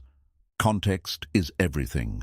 A pause during a casual chat may mean nothing, but a pause during a direct question about responsibility carries weight. Understanding the setting in which behavior occurs is as important as the behavior itself. Another subtle clue is distancing language. Liars often remove themselves from responsibility with phrases like, "mistakes were made," instead of, "I made a mistake." The absence of ownership often reveals the presence of deception. Lies are often fragile under pressure. When probed with follow-up questions, liars may grow vague, defensive, or inconsistent. Truth is steady because it is remembered. Lies wobble because they must be maintained. People with hidden motives frequently over-direct attention. They may emphasize certain details loudly while downplaying others. This redirection is a way of controlling focus, hoping observers don't notice the real story hiding in the shadows. Behavioral leakage is another key factor. This refers to unintended signs of stress, like a trembling hand, a tightening voice, or a sudden change in posture, that escape while someone is trying to maintain composure. The body leaks truth in small drops. When someone's emotions don't match their words, deception may be at play. If they say, "I'm excited," but their tone is flat and their face expressionless, their body betrays the mask. Authentic emotion shows in alignment across signals. People with hidden motives often cloak them in excessive politeness. They avoid conflict, agree too quickly, or shower others with compliments. While politeness itself isn't deception, its overuse can be a smokescreen for hidden agendas. A sudden change in baseline behavior is one of the strongest indicators of deception. If someone who is usually calm grows jittery, or someone normally expressive becomes withdrawn, the shift itself is often more telling than the specific signals. Deceptive people may also rely on rehearsed statements. Their words sound too perfect, too polished, almost memorized. Genuine speech is fluid and sometimes messy. Lies often sound like a performance, lacking natural rhythm. Hidden motives frequently emerge when benefits are disproportionate. If someone stands to gain significantly from a situation but insists they are only helping, it's worth examining what their deeper incentives may be. Deflection is another common strategy. When asked direct questions, liars may change the subject or redirect attention back to you. This tactic avoids truth by moving the spotlight elsewhere, hoping distraction replaces clarity. In group settings, liars sometimes seek allies with subtle glances or cues, looking for reassurance. Honest people rarely need validation while telling their story, but liars often crave confirmation to hold their narrative together. Lies often create an emotional mismatch. The story told may sound logical, but the emotions expressed don't fit. For example, someone describing a tragic event without any sadness or laughing when recounting fear reveals incongruence. Another key sign of deception is over-justification. Liars frequently provide too many reasons for their actions, as if trying to prove themselves. Truth rarely needs over-explanation. It stands confidently with fewer words. People with hidden motives often reveal them indirectly through slips of the tongue. A wrong word, a misplaced phrase, or a contradiction may escape before they can edit themselves. These slips, though brief, are windows into the truth. Tension often concentrates in the voice. A liar's throat may dry, leading to more swallowing or throat clearing.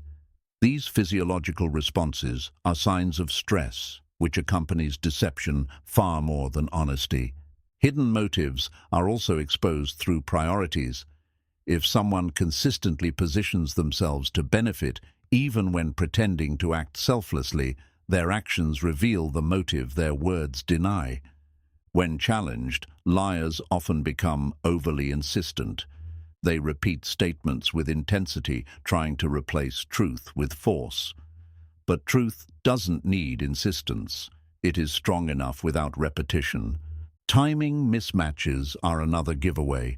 If someone smiles too late after delivering good news or shows emotion before their words match, it suggests rehearsed rather than genuine expression. Authentic emotion flows in sync. Lies are out of rhythm. Lies also show in avoidance of direct answers. Liars often skirt around a yes or no response, giving long explanations instead. This avoidance reveals discomfort in committing fully to a position. Hidden motives frequently reveal themselves in contradictions between long-term actions and short-term words. If someone's history opposes their current claims, their motive may be opportunistic rather than genuine. Some liars unconsciously self-soothe through gestures, stroking hair, rubbing arms, or touching their neck. These are comfort behaviors, ways to calm themselves while under the stress of deception. People with hidden motives sometimes rely on half-truths. They blend reality with lies, making detection harder. But inconsistencies eventually surface because truth and falsehood cannot fully coexist without cracks appearing. Deception often reveals itself through unnatural pacing. A story delivered too fast may signal nervousness, while one delivered too slowly may indicate fabrication. The natural rhythm of memory is rarely extreme. Hidden motives can also be revealed through what is missing. If key details are consistently left out or certain subjects avoided, the silence itself becomes suspicious. Omissions often speak louder than lies. Another sign is incongruent gestures. Saying yes while subtly shaking the head no, or expressing agreement while crossing arms, shows an internal conflict between truth and falsehood. The body resists aligning with the lie. People with hidden motives often exaggerate their sincerity. They lean too heavily on words like "trust me" or "honestly." True sincerity is shown through action and alignment, not repeated declarations. Stress markers like sweating or shifting posture often appear in liars, even when the environment doesn't warrant it. These physiological changes signal discomfort, which often comes from the effort of maintaining deception. When pressed for detail, liars often struggle to recall naturally.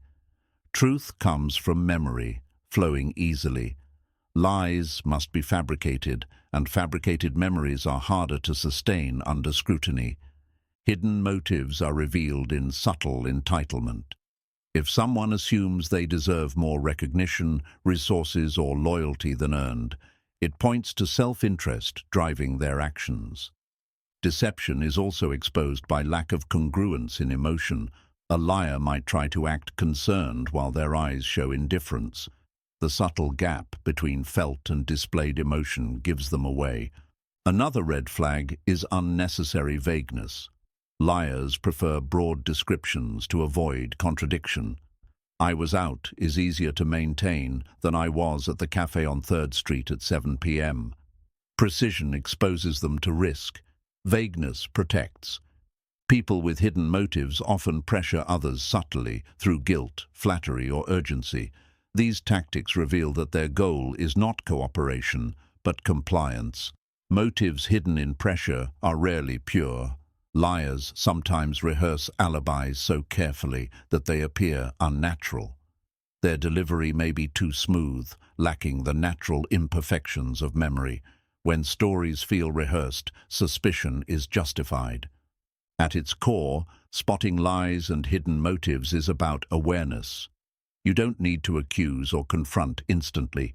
Simply noticing, questioning, and observing patterns reveals truths over time. The greatest skill is balance, seeing signals without paranoia, listening without bias, and interpreting without haste. Lies may be frequent, but so is honesty. Spotting the difference requires both wisdom and restraint. Ultimately, deception reveals as much about fear as it does about intent. People lie not only to gain, but also to hide, to protect, or to avoid pain.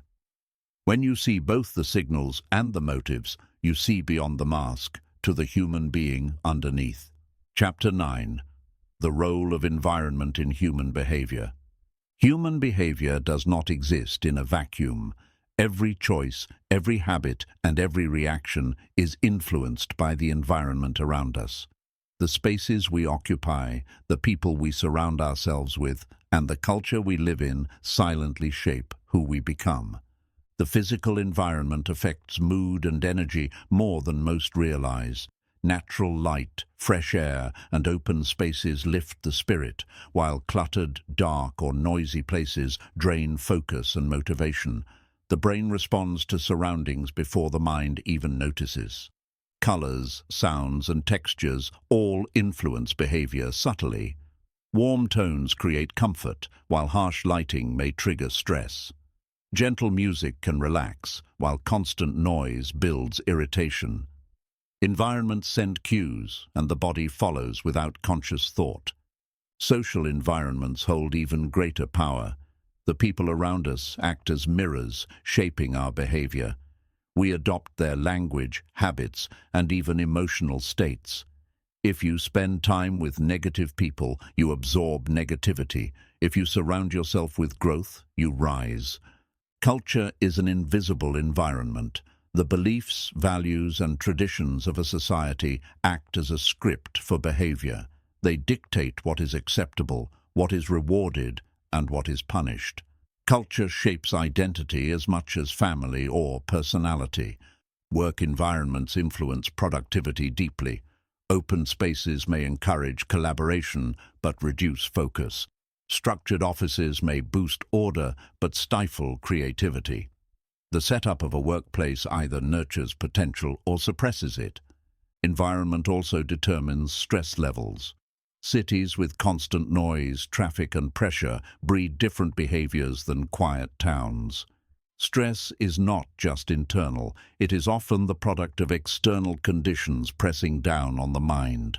Childhood environments leave permanent marks.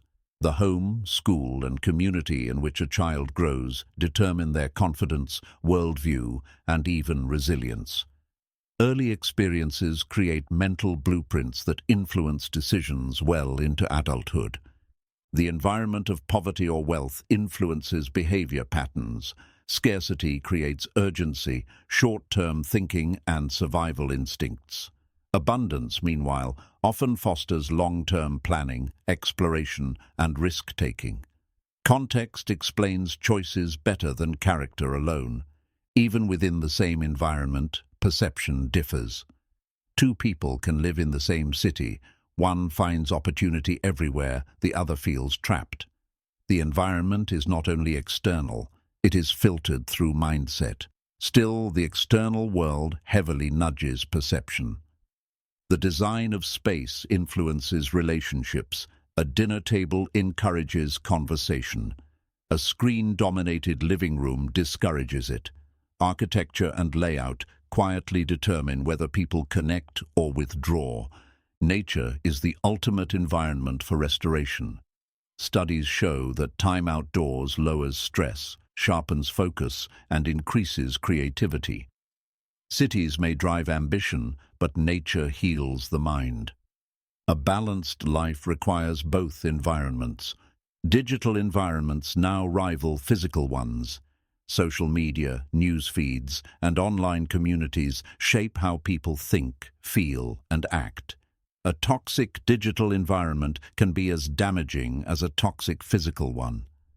The screen has become a second home for the mind. Peer environments create powerful pressure. Humans instinctively conform to the group. If your peers are ambitious, you feel pulled toward growth. If they are careless, you risk following. Peer influence explains why environment often trumps individual intention. Environments also influence morality.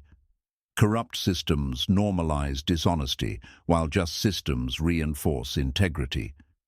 People adapt to the standards around them, often without realizing how much context dictates behavior. Habit formation thrives or dies in environments. A kitchen filled with junk food encourages poor eating. A desk with distractions kills focus. Changing behavior often begins not with willpower, but with redesigning the environment. Work culture is a powerful behavioral environment. Some companies encourage innovation, while others punish mistakes. The signals sent by leadership, reward or punishment, determine whether people play safe or take bold action. The environment also shapes emotional resilience. Supportive surroundings nurture confidence, while constant criticism or hostility erodes it. Emotional climates matter as much as physical spaces. Spiritual environments influence identity deeply, whether through religious communities, meditation spaces, or cultural rituals. These environments create a sense of belonging and purpose that guides behavior. The environment of opportunity or oppression dictates ambition. People raised in empowering systems reach for dreams. Those raised in environments of limitation often struggle to imagine possibilities. The cage is not always visible, but it is felt. Educational environments leave lasting marks. A classroom that encourages curiosity creates lifelong learners. One that suppresses questions creates conformity. The tone set by teachers and schools shapes futures more than grades alone. Even microenvironments affect behavior. The desk where you work, the chair you sit in, the lighting you use, all influence focus and energy.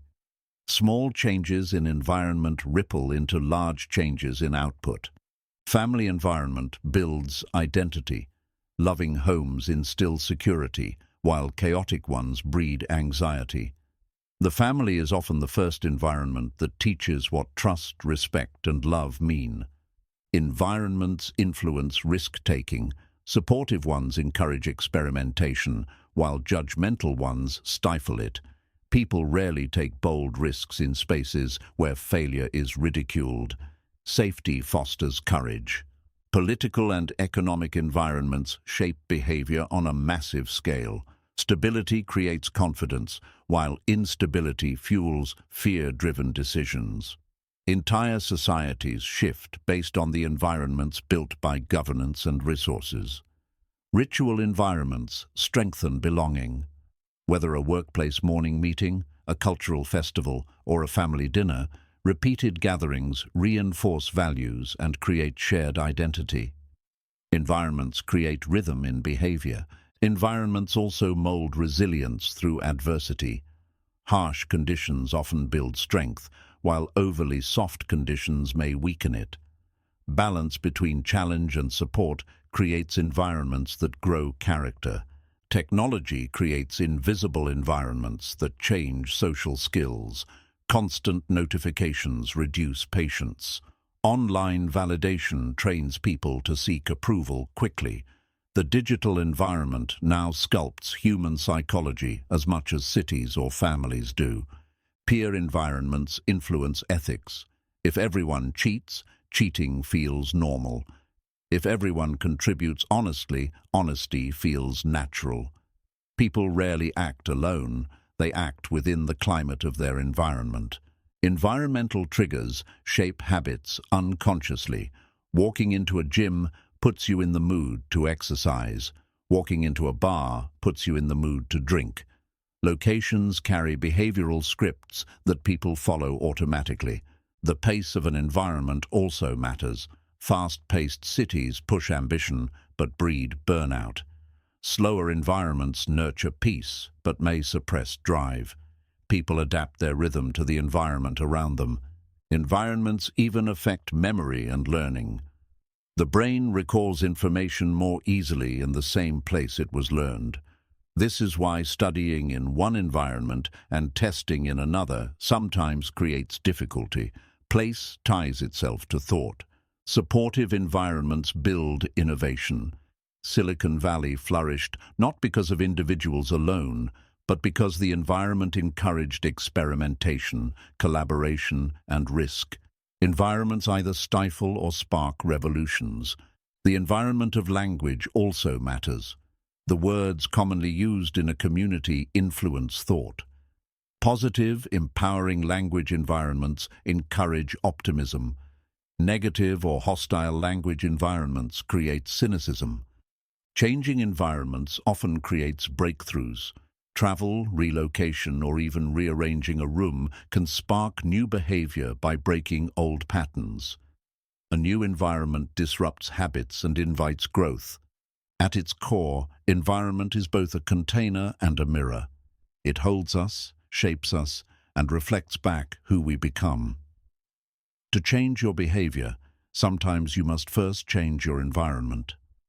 Ultimately, the role of environment in human behavior is undeniable. Willpower matters, but context often matters more. If you want to grow, build environments that nurture growth. If you want to thrive, place yourself where thriving is natural. Environment not only shapes what we do, but also who we think we are. When surrounded by people who expect greatness, we start to believe we are capable of it. When trapped in an environment that doubts us, we often shrink to fit that narrative. Identity bends to the expectations of the space we live in. Work environments don't just influence productivity, they mold ethics. A culture that rewards shortcuts produces careless workers, while a culture that values integrity produces conscientious ones. The silent rules of an environment become louder than any policy or manual. Environments also dictate energy exchange. In uplifting environments, people leave conversations energized, inspired, and hopeful. In draining ones, they leave tired, discouraged, and resentful. Who and where you give your time to decides whether you rise or sink. Schools illustrate the power of environment clearly. A classroom that feels safe sparks questions and creativity. A classroom filled with ridicule silences curiosity. The environment doesn't just educate, it determines whether minds open or close. The built environment, like cities or homes, guides behavior through design. Walkable cities encourage interaction and movement. Car-centered ones isolate people in vehicles. Architecture and planning aren't neutral. They shape how communities connect. Even the smallest changes in environment shift behavior. A clean, organized desk can spark focus, while a cluttered one leads to procrastination. The mind mirrors the order or disorder of its surroundings. Digital environments carry equal weight. Constant exposure to negativity online alters worldview, making people cynical. Immersion in communities of growth fosters optimism. Digital spaces are invisible environments, yet they mold behavior daily. Environment impacts health choices. Access to parks increases exercise. Access to fast food shapes diets. People don't always choose freely. Many choices are products of what their environment makes easy or hard. Peer environments don't just influence actions, they shape standards. If your group treats lateness as normal, you adopt it. If your group values discipline, you rise to it. Standards rise or fall to match the environment. The emotional climate of a home becomes the blueprint for relationships. Homes filled with respect and calm create adults who mirror those values. Homes filled with chaos and hostility create adults who repeat or fight against those cycles. The environment of scarcity sharpens survival instincts. When resources are limited, people develop resourcefulness, adaptability, and resilience. Yet it can also create fear-based habits, like hoarding or short-term thinking, that persist even in abundance. Environments influence generosity. In spaces where people see kindness modeled, they imitate it. In environments of selfishness, people grow guarded. Generosity is often not a trait, but a reflection of the climate one lives in. Noise levels alone change behavior. Chronic noise exposure increases irritability, aggression, and stress.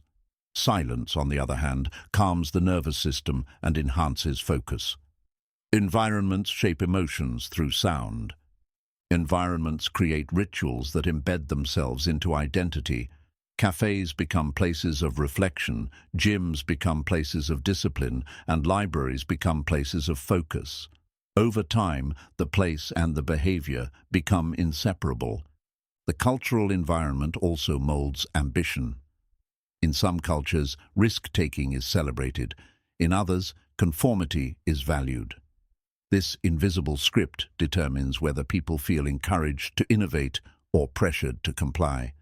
Even financial behavior is shaped by environment. Being in a culture of saving builds caution. Being in one of spending encourages indulgence. People often think their financial habits are personal, but they are largely environmental. Mentorship environments transform growth. Being in proximity to wise, disciplined people accelerates maturity. Environments without role models slow development, leaving people to stumble through lessons others could have guided them through. Weather and climate influence mood and productivity. Bright, sunny environments lift energy, while long periods of grayness may lower it.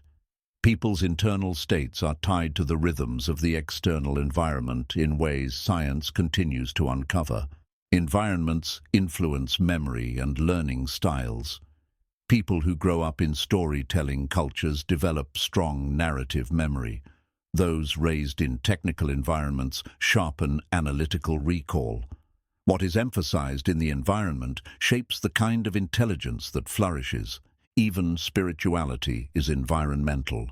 A quiet temple, a buzzing congregation, or a meditative forest all shape the way people connect with the divine.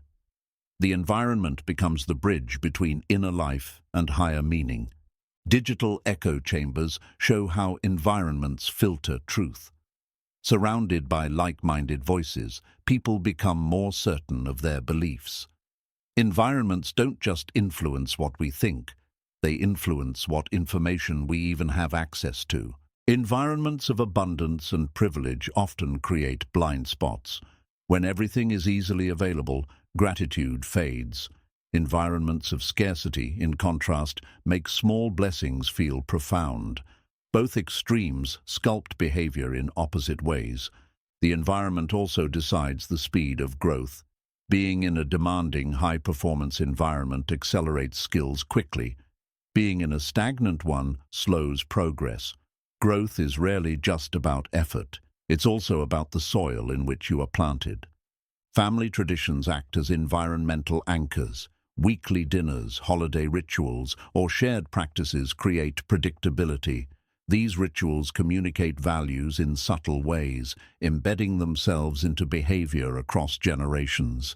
Even failure is influenced by environment. In supportive spaces, failure becomes a lesson. In hostile ones, failure becomes shame. Environments decide whether setbacks build resilience or destroy confidence. Leadership creates environment. A leader's tone shapes the culture of an entire group. Calm leaders produce calm teams. Frantic leaders create chaos. Leadership is not just about decisions, it is about the environment those decisions create. Environments of competition bring out different traits than environments of collaboration. Competition can spark ambition, but may also breed insecurity. Collaboration nurtures trust, but may reduce urgency. The balance of both creates healthy growth. Language itself is an environmental factor. Positive, uplifting language encourages boldness. Harsh, critical language creates hesitation. The environment of words spoken around someone shapes their inner dialogue permanently. Environments often determine resilience by exposure to challenge. Too much ease can make people fragile. Too much hardship can break them. Balanced environments create humans strong enough to endure, yet flexible enough to grow. Social environments of gratitude cultivate optimism. Groups that practice acknowledgement and appreciation naturally attract loyalty and joy. Toxic environments, by contrast, drain energy and repel trust. Environments influence long-term vision. Surrounded by dreamers, people dare to plan boldly. Surrounded by cynics, people shrink their goals. Vision is not always self-created. It is a reflection of environmental expectation. The design of public spaces affects behavior too. Parks encourage community. Isolated, poorly lit areas foster fear. City design determines whether people connect with neighbors or retreat into isolation. Digital environments accelerate imitation. Online, people mimic trends, language, and even emotions en masse. The environment of the feed often dictates not just opinions, but entire behaviors, sometimes without awareness. Environments shape gratitude and entitlement. In cultures of appreciation, even small gains feel significant. In environments where everything is taken for granted, abundance feels insufficient. Gratitude grows or dies, depending on climate. The greatest lesson about environment is this: it is stronger than willpower alone. Many people blame themselves for weak discipline, but often the real culprit is a hostile environment. Change the environment and behavior changes naturally. Ultimately, the role of environment in human behavior is not optional, it is constant. Every decision we make, every emotion we feel, is influenced by the spaces we live in. To master your life, you must not only master your mind, you must master your environment. Chapter 10. Mastering Self-Awareness. Self-awareness is the foundation of all personal growth. Without it, people live blindly, reacting to life instead of directing it. With it, choices become intentional, habits become purposeful, and life transforms into a reflection of deeper understanding. At its core, self-awareness means seeing yourself clearly, your strengths, weaknesses, patterns, and triggers. It is like holding a mirror to your mind, observing not just what you do, but why you do it. Awareness reveals the roots behind every action. Most people believe they know themselves, but what they often see is only a surface version. True self-awareness requires peeling back layers, beyond roles, beyond opinions, beyond the stories you tell yourself, to confront the raw truth beneath. Awareness begins with observation. Notice your reactions. Why do you get angry so quickly in one situation, yet remain calm in another? Each reaction is a clue to your values, fears, and hidden beliefs. Observation transforms emotion into information. Self-awareness also means understanding your habits. Many live on autopilot, repeating patterns without thought. When you step back and ask, "Why am I doing this?" you interrupt autopilot and create space for change. Awareness is not judgment. It is not about labeling yourself good or bad. It is about clarity. Judgment blinds, but awareness liberates.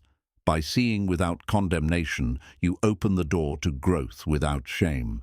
Emotions are windows into awareness. Anger points to violated boundaries. Anxiety points to uncertainty. Joy points to alignment. By noticing emotions instead of ignoring them, you discover the compass guiding your life. The body reveals awareness too. Tension in the shoulders may reveal stress. Fatigue may reveal avoidance of truth. Listening to the body is as important as listening to thoughts, for the body remembers what the mind suppresses. Journaling is a powerful tool of self-awareness. Writing thoughts without censorship exposes hidden beliefs. Patterns appear on the page that may be invisible in daily life. Reflection in writing is like holding a mirror to the subconscious. Silence sharpens awareness. In quiet moments without distraction, the mind reveals its clutter. Many fear silence because it forces them to face themselves. Yet silence is the doorway to deep self-understanding. Feedback from others also builds awareness. Sometimes you cannot see your blind spots, but others notice. Accepting feedback without defensiveness transforms criticism into wisdom. Awareness grows when ego steps aside. Awareness requires humility. To admit you don't fully know yourself is the first step. Pride resists self-examination, but humility welcomes it. Those who think they know everything about themselves remain trapped. Those who explore keep evolving.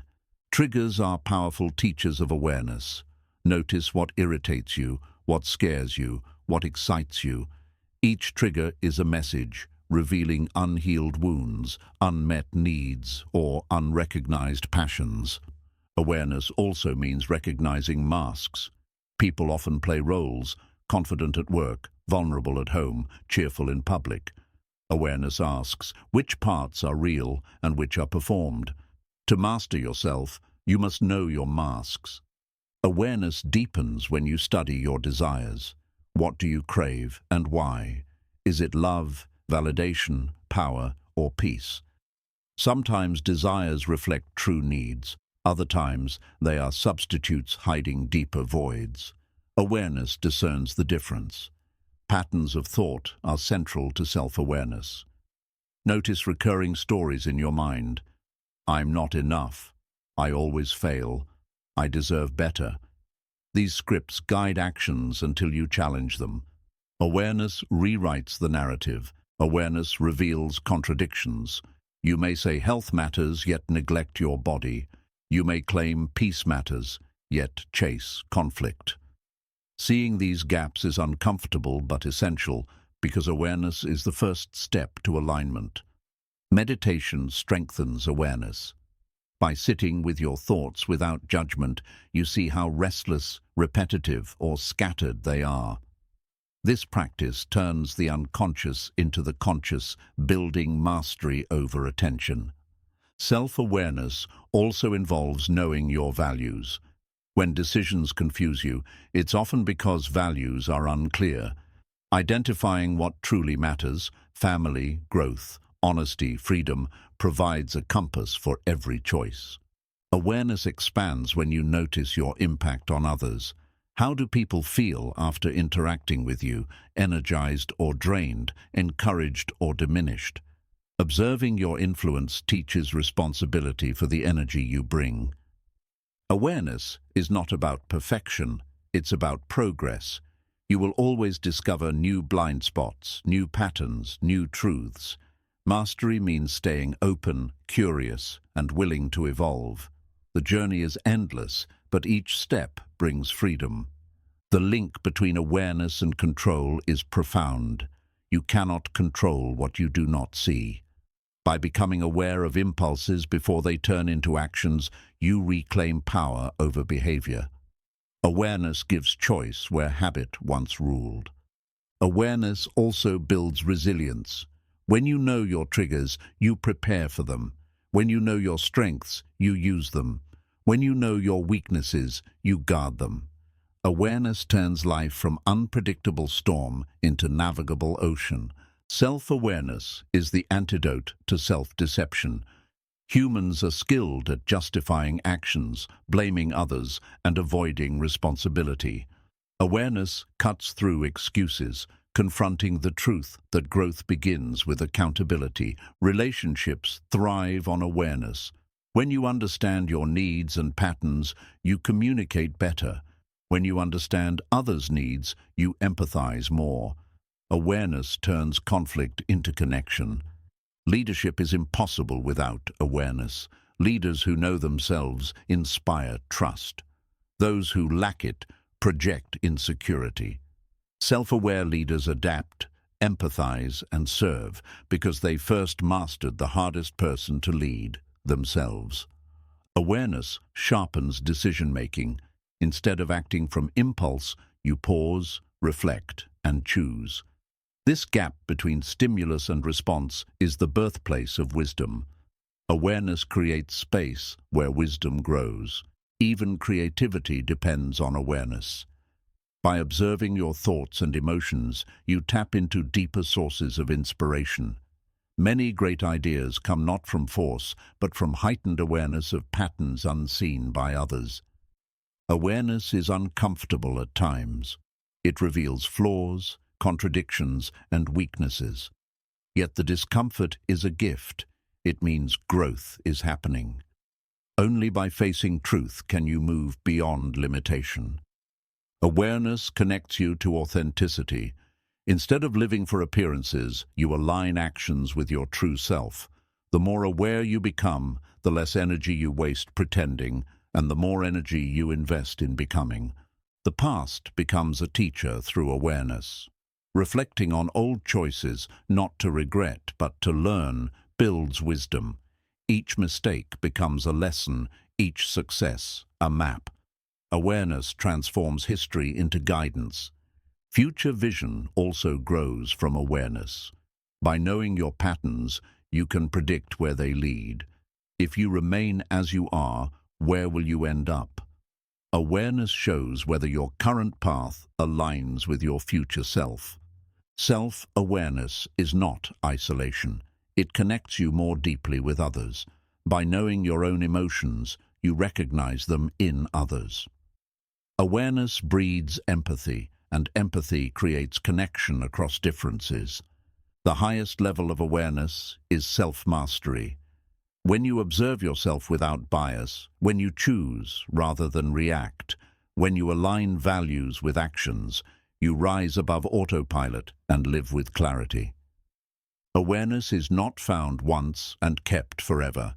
It must be practiced daily, through reflection, observation, and openness. Like a muscle, it grows stronger the more you use it.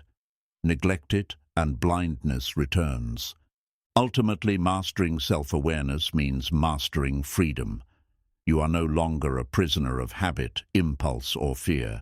You become the author of your choices, the designer of your life, and the leader of your destiny. Self-awareness also reveals the gap between intention and impact. Many people believe they are kind or patient, but others experience them differently.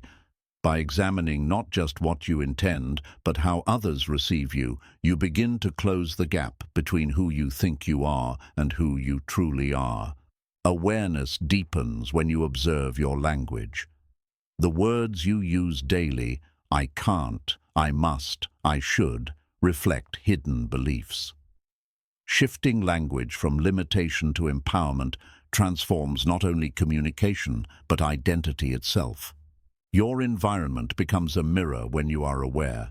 The friends you attract, the opportunities you find, even the conflicts you face, often reflect what is happening inside you. Awareness means reading the outer world as feedback on your inner state. Awareness also helps separate impulse from intuition. Impulses are reactive and fleeting, driven by fear or desire. Intuition is calm, steady, and persistent. Only through awareness can you distinguish between the two, learning which voice to follow.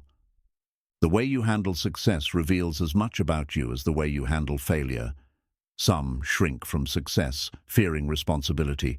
Others misuse it for ego. Self-awareness allows you to celebrate success without losing humility.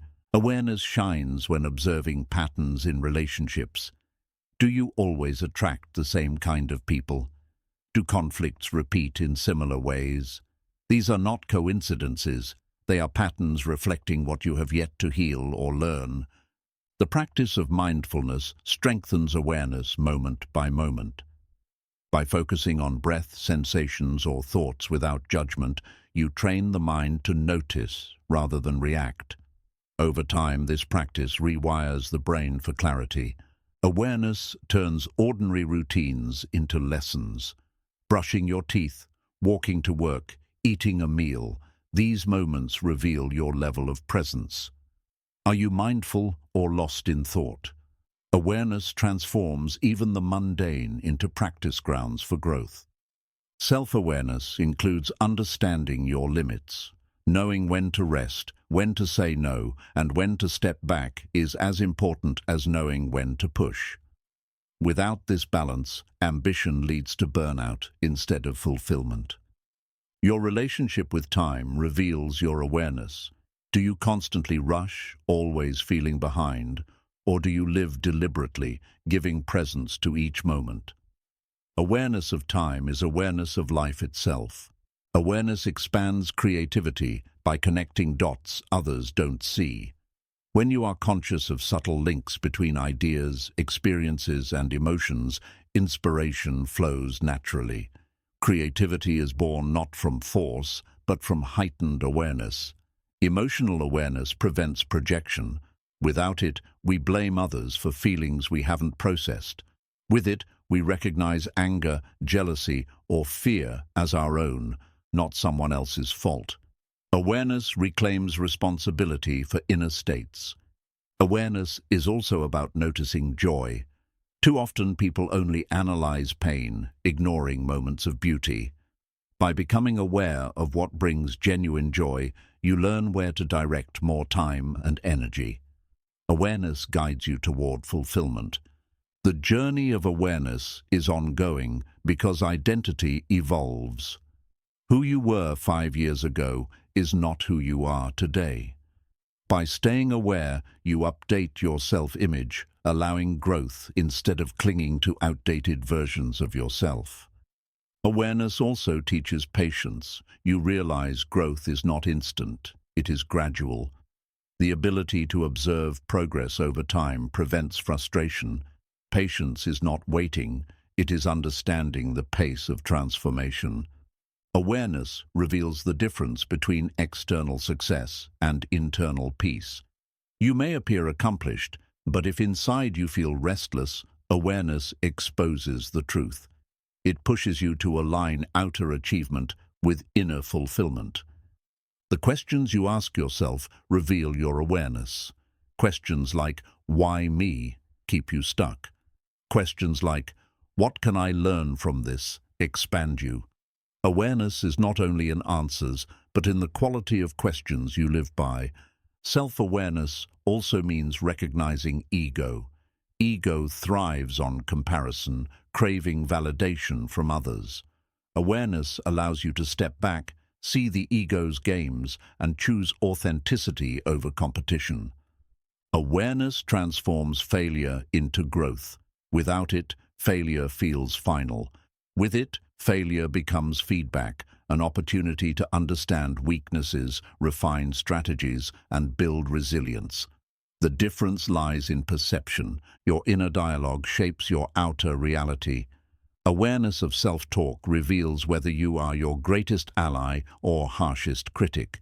Shifting the inner voice from destructive to supportive reshapes confidence and action. Awareness grows through contrast. Travel, new experiences, or exposure to different cultures show you sides of yourself you never noticed. By stepping outside familiar environments, you discover hidden parts of who you are. The discipline of reflection strengthens awareness. Taking time each day to pause, ask what you felt and why you acted as you did, builds wisdom. Reflection is the daily sharpening of the mind's mirror. Awareness also teaches humility and success. You recognize that wins come not just from talent, but from timing, environment, and the help of others. This humility keeps ambition grounded in gratitude. When self-awareness deepens, you learn to catch yourself in the act. You notice anger rising before it explodes, or fear building before it paralyzes you. This pause creates freedom, the freedom to respond rather than react. Awareness is not always comfortable. It exposes hidden fears, jealousy, or insecurities. But discomfort is the price of truth, and truth, once faced, becomes the foundation of transformation. Your awareness influences your choices of company. As you grow, you become more selective about who you allow close. You realize some environments nurture your awareness, while others dull it. Relationships become intentional, not accidental. Awareness helps you separate wants from needs. Many chase wants endlessly, confusing them for fulfillment. Awareness clarifies true needs: love, purpose, health, peace. Meeting needs brings satisfaction. Chasing wants often brings emptiness. Awareness reveals energy leaks. Notice what drains you unnecessarily: endless scrolling, toxic conversations, cluttered spaces. By becoming aware, you reclaim energy for growth instead of waste. Self-awareness turns comparison into inspiration. Instead of resenting others' success, you observe what resonates and use it as fuel for your own growth. Envy shifts into possibility. Awareness enhances gratitude. When you truly notice small blessings, a meal, a smile, a breath, you realize abundance has always been present. Gratitude grows naturally when awareness sharpens. Awareness also reshapes ambition. You stop chasing goals blindly and start asking, does this align with my values? Purpose replaces mere achievement. Ambition becomes authentic instead of performative. The path of awareness requires honesty. Denial may feel safer, but it traps growth. Honesty, though painful at times, liberates. Awareness thrives on honesty because only truth creates transformation. Awareness deepens spiritual growth. It helps you notice the sacred in the ordinary, the way light falls through a window, the rhythm of breath, the presence of silence. Awareness reveals life as more than survival. It reveals it as sacred experience. Your awareness defines your destiny. Without it, life controls you. With it, you direct life. Every habit, every choice, every relationship changes once you see clearly. Mastering self-awareness is mastering the foundation of freedom itself. Ultimately, self-awareness is both mirror and compass. It shows you who you are today and guides you toward who you are becoming. The more aware you are, the more intentional your life becomes, and the more powerfully you step into your true potential. Chapter 11. Social Intelligence in Action. Social intelligence is the art of navigating human interactions with awareness, empathy, and skill. It is not just about knowing psychology, it is about living it in real time, applying it in conversations, relationships, and daily exchanges. Knowledge becomes wisdom only when it turns into action. At its heart, social intelligence begins with presence. When you are fully present in a conversation, eyes attentive, body open, mind undistracted, you signal respect. People feel valued not by your words, but by your presence. Presence is action made visible. Listening is the foundation of social intelligence in motion. True listening is rare because most people are busy planning what to say next. But when you listen deeply, you give people the gift of being heard, and that gift transforms relationships instantly. Empathy is the next action step. It means not only hearing someone's words, but also feeling their emotions. Empathy is when you lean in and say, "I get it, I feel you." This small act bridges gaps, dissolves barriers, and builds trust faster than logic ever could. Social intelligence shows itself in reading context. The same joke may bond in one group and offend in another. The same tone may inspire one person and intimidate another. Acting with intelligence means adjusting your approach to fit the environment. Non-verbal communication is a silent but powerful action. A nod, a smile, or a relaxed gesture often speaks louder than words. These signals are actions that build rapport and show alignment long before sentences are formed. Validation is another key action. Telling someone, "Your feelings make sense," or "I understand why you see it that way," acknowledges their perspective without necessarily agreeing. Validation strengthens trust because it honors humanity. Social intelligence thrives in conflict resolution. Instead of reacting with anger, it pauses, listens, and reframes. The ability to de-escalate tension through calm words and empathy is one of the highest demonstrations of social skill in action. Influence without force is a hallmark of social intelligence. It persuades by aligning with values, by inspiring instead of pushing. When people feel they still have choice, they are more likely to follow your lead willingly. Social intelligence is also about timing. Knowing when to speak, when to stay silent, when to encourage, and when to challenge is a subtle dance. A single, well-timed word often achieves more than hours of explanation. Kindness is social intelligence at work. Small acts, holding a door, offering a smile, remembering a name, create ripples of connection. These gestures cost little but carry enormous social weight. Self-awareness merges with social intelligence in action. When you notice your own tone, posture, and emotional state, you prevent misunderstandings. Mastering yourself is the first step toward connecting with others authentically. Adaptability is essential. Every social setting is different: the boardroom, the family table, the cafe with friends. Social intelligence means shifting tone and style naturally without losing authenticity. Flexibility is strength, not weakness. Humor, when used wisely, is a tool of connection. It breaks tension, warms hearts, and creates instant rapport. But humor misused can wound. Social intelligence is knowing the difference, reading whether laughter will heal or harm. Social intelligence also reveals itself in generosity. Giving credit to others, highlighting their strengths, and celebrating their wins builds loyalty. People trust those who lift them rather than those who compete for the spotlight.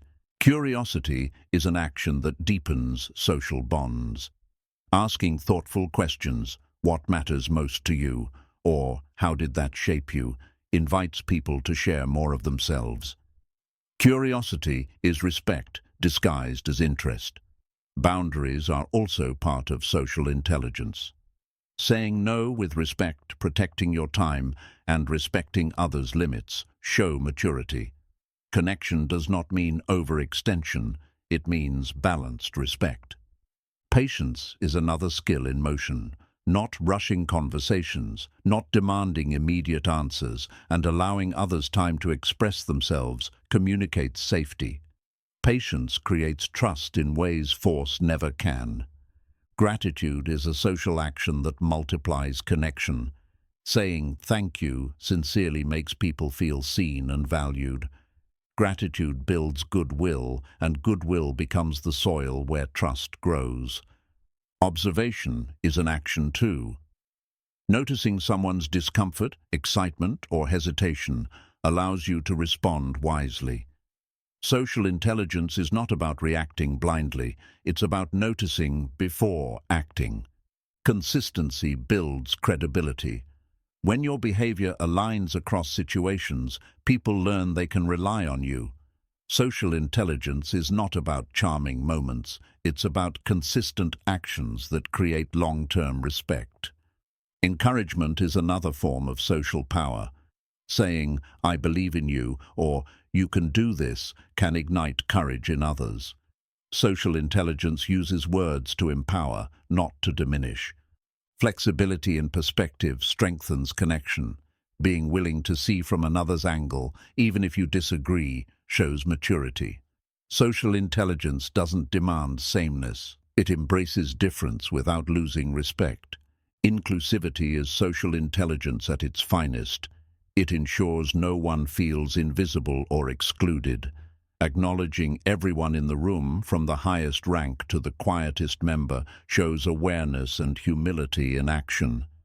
Social intelligence shows in how you handle mistakes. Admitting error honestly and apologizing builds more trust than denial. People respect imperfection paired with humility more than false images of perfection. Energy is contagious.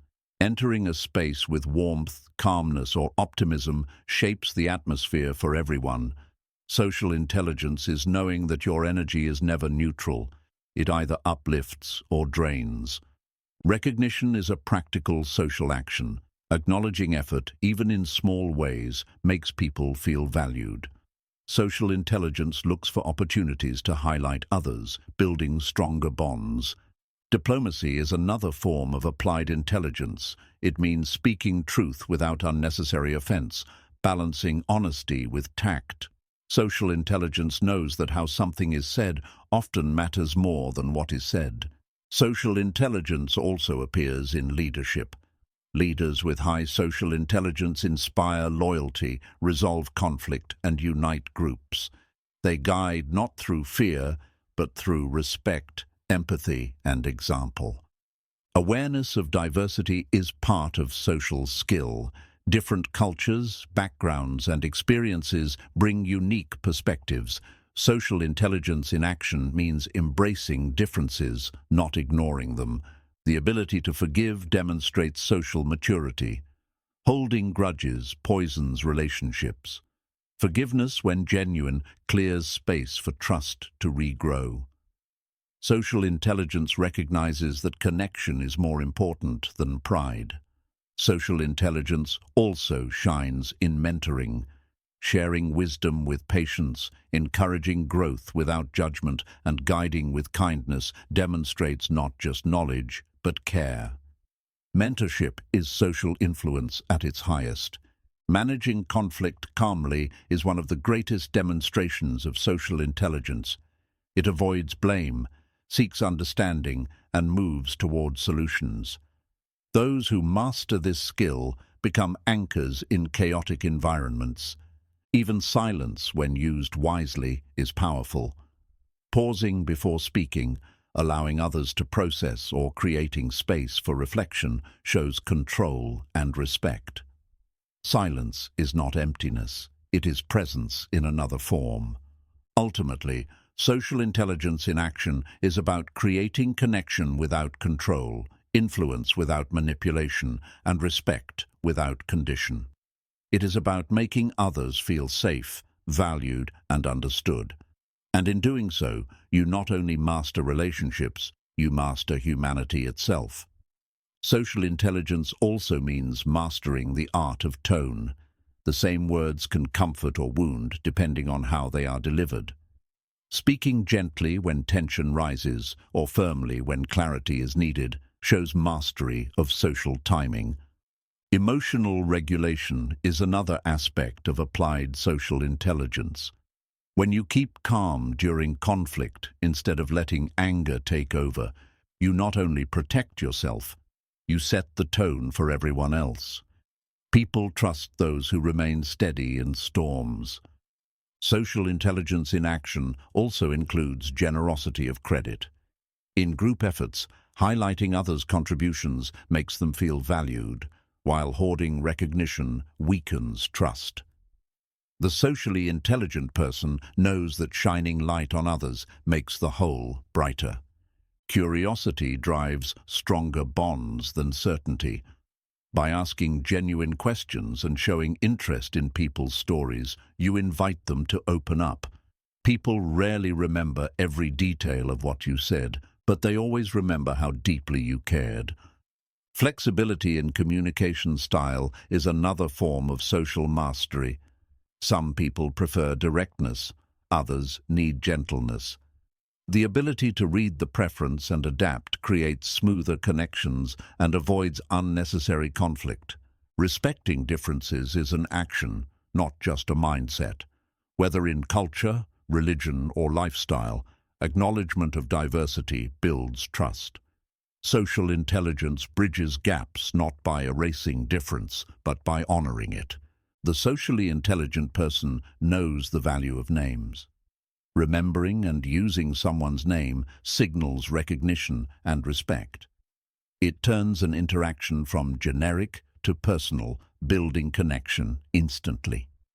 One of the strongest signs of social intelligence is restraint.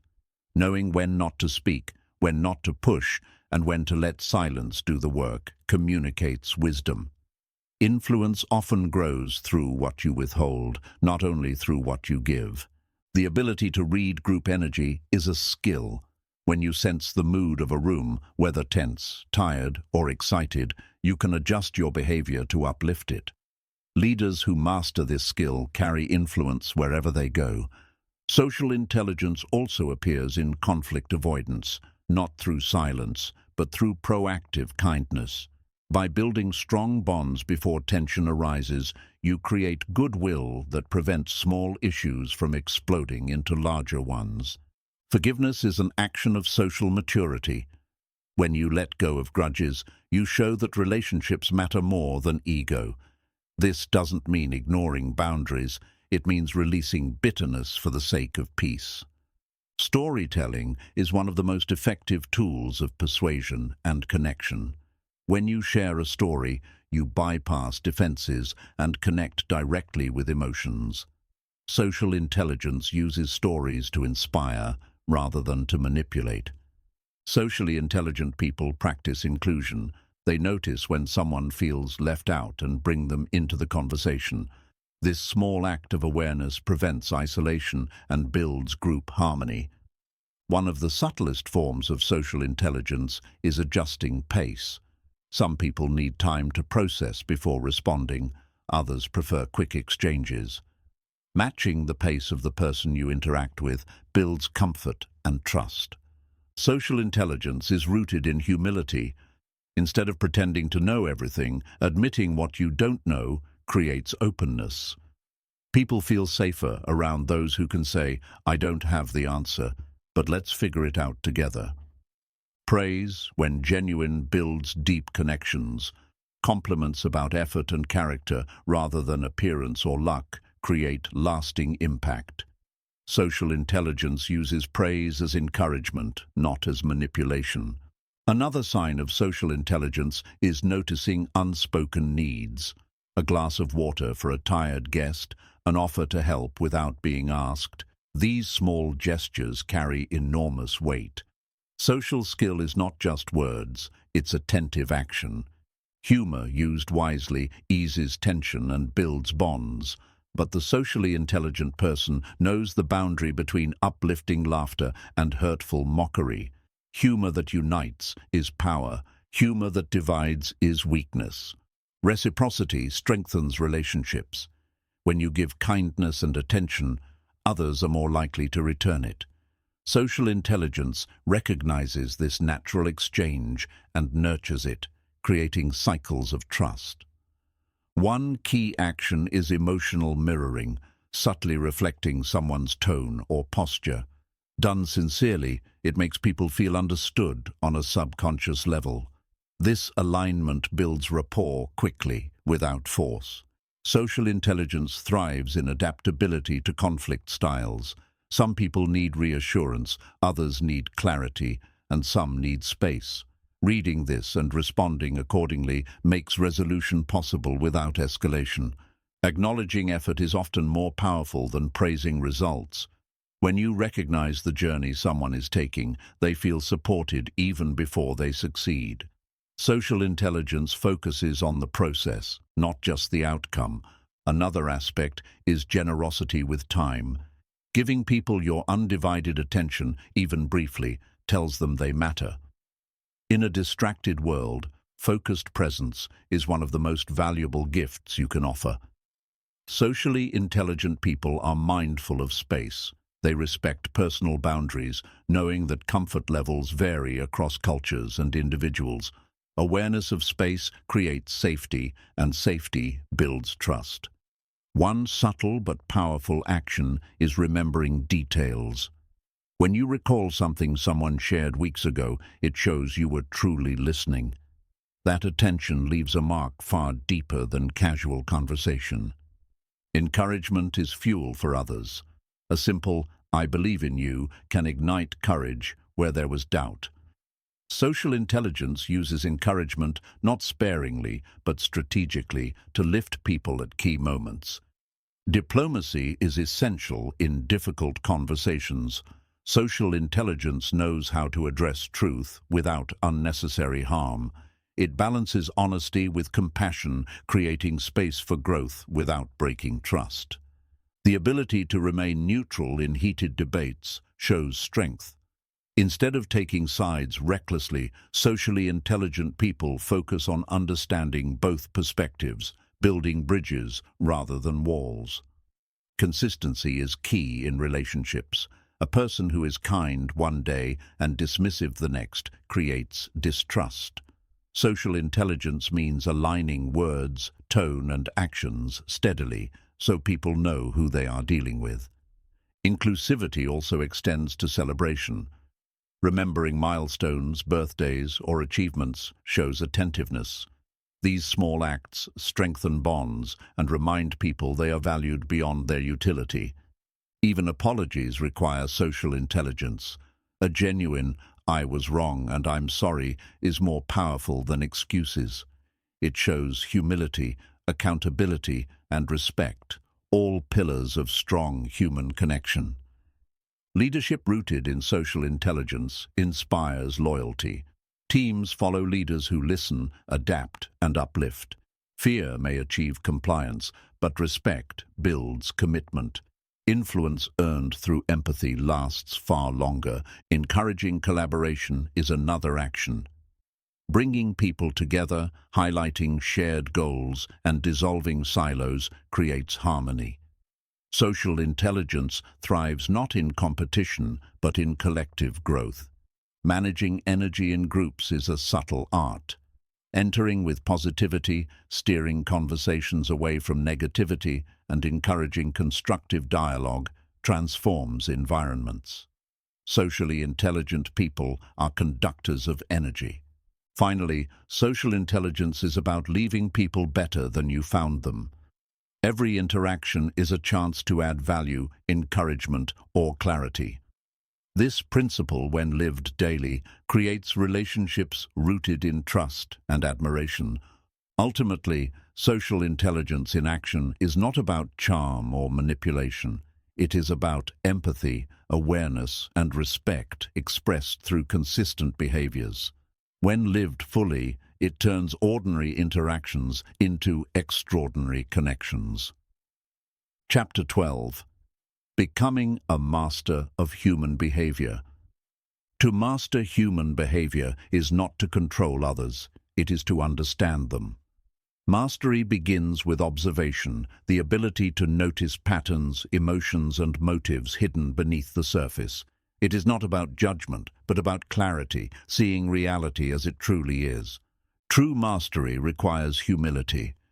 The more you study behavior, the more you realize how complex people are. Every action has roots, shaped by upbringing, culture, environment, and personal struggles. Mastery is not arrogance. It is compassion born of understanding. A master of behavior learns to read signals most people ignore. A fleeting look, a shift in tone, a pause before speaking. These small clues reveal more truth than long speeches. To master behavior is to become fluent in the unspoken language of humanity. But mastery is not only external, it begins within. Understanding others starts with understanding yourself. When you recognize your own biases, triggers, and blind spots, you stop projecting them onto others. Self-mastery is the doorway to social mastery. Patience is essential. Behavior unfolds slowly, like a story written line by line. The impatient observer misjudges, but the patient one sees the full narrative. Mastery means giving people time to reveal who they are. Mastering behavior also means recognizing context. The same action can mean different things in different settings. A raised voice may be anger in one culture, passion in another. Without context, interpretation is flawed. A true master of behavior listens twice as much as they speak. By letting others share openly, they provide space for authenticity. Listening reveals not just words, but the values and fears beneath them. Empathy is the soul of mastery. Without empathy, knowledge becomes manipulation. With empathy, understanding becomes connection. To master behavior is to see through another's eyes while still standing firmly in your own truth. Patterns are the key to prediction. By noticing recurring behaviors, you can anticipate future actions. A master of human behavior does not claim psychic power. They simply read the patterns that most overlook. Trust is built when mastery is used with integrity. People can sense when you understand them deeply.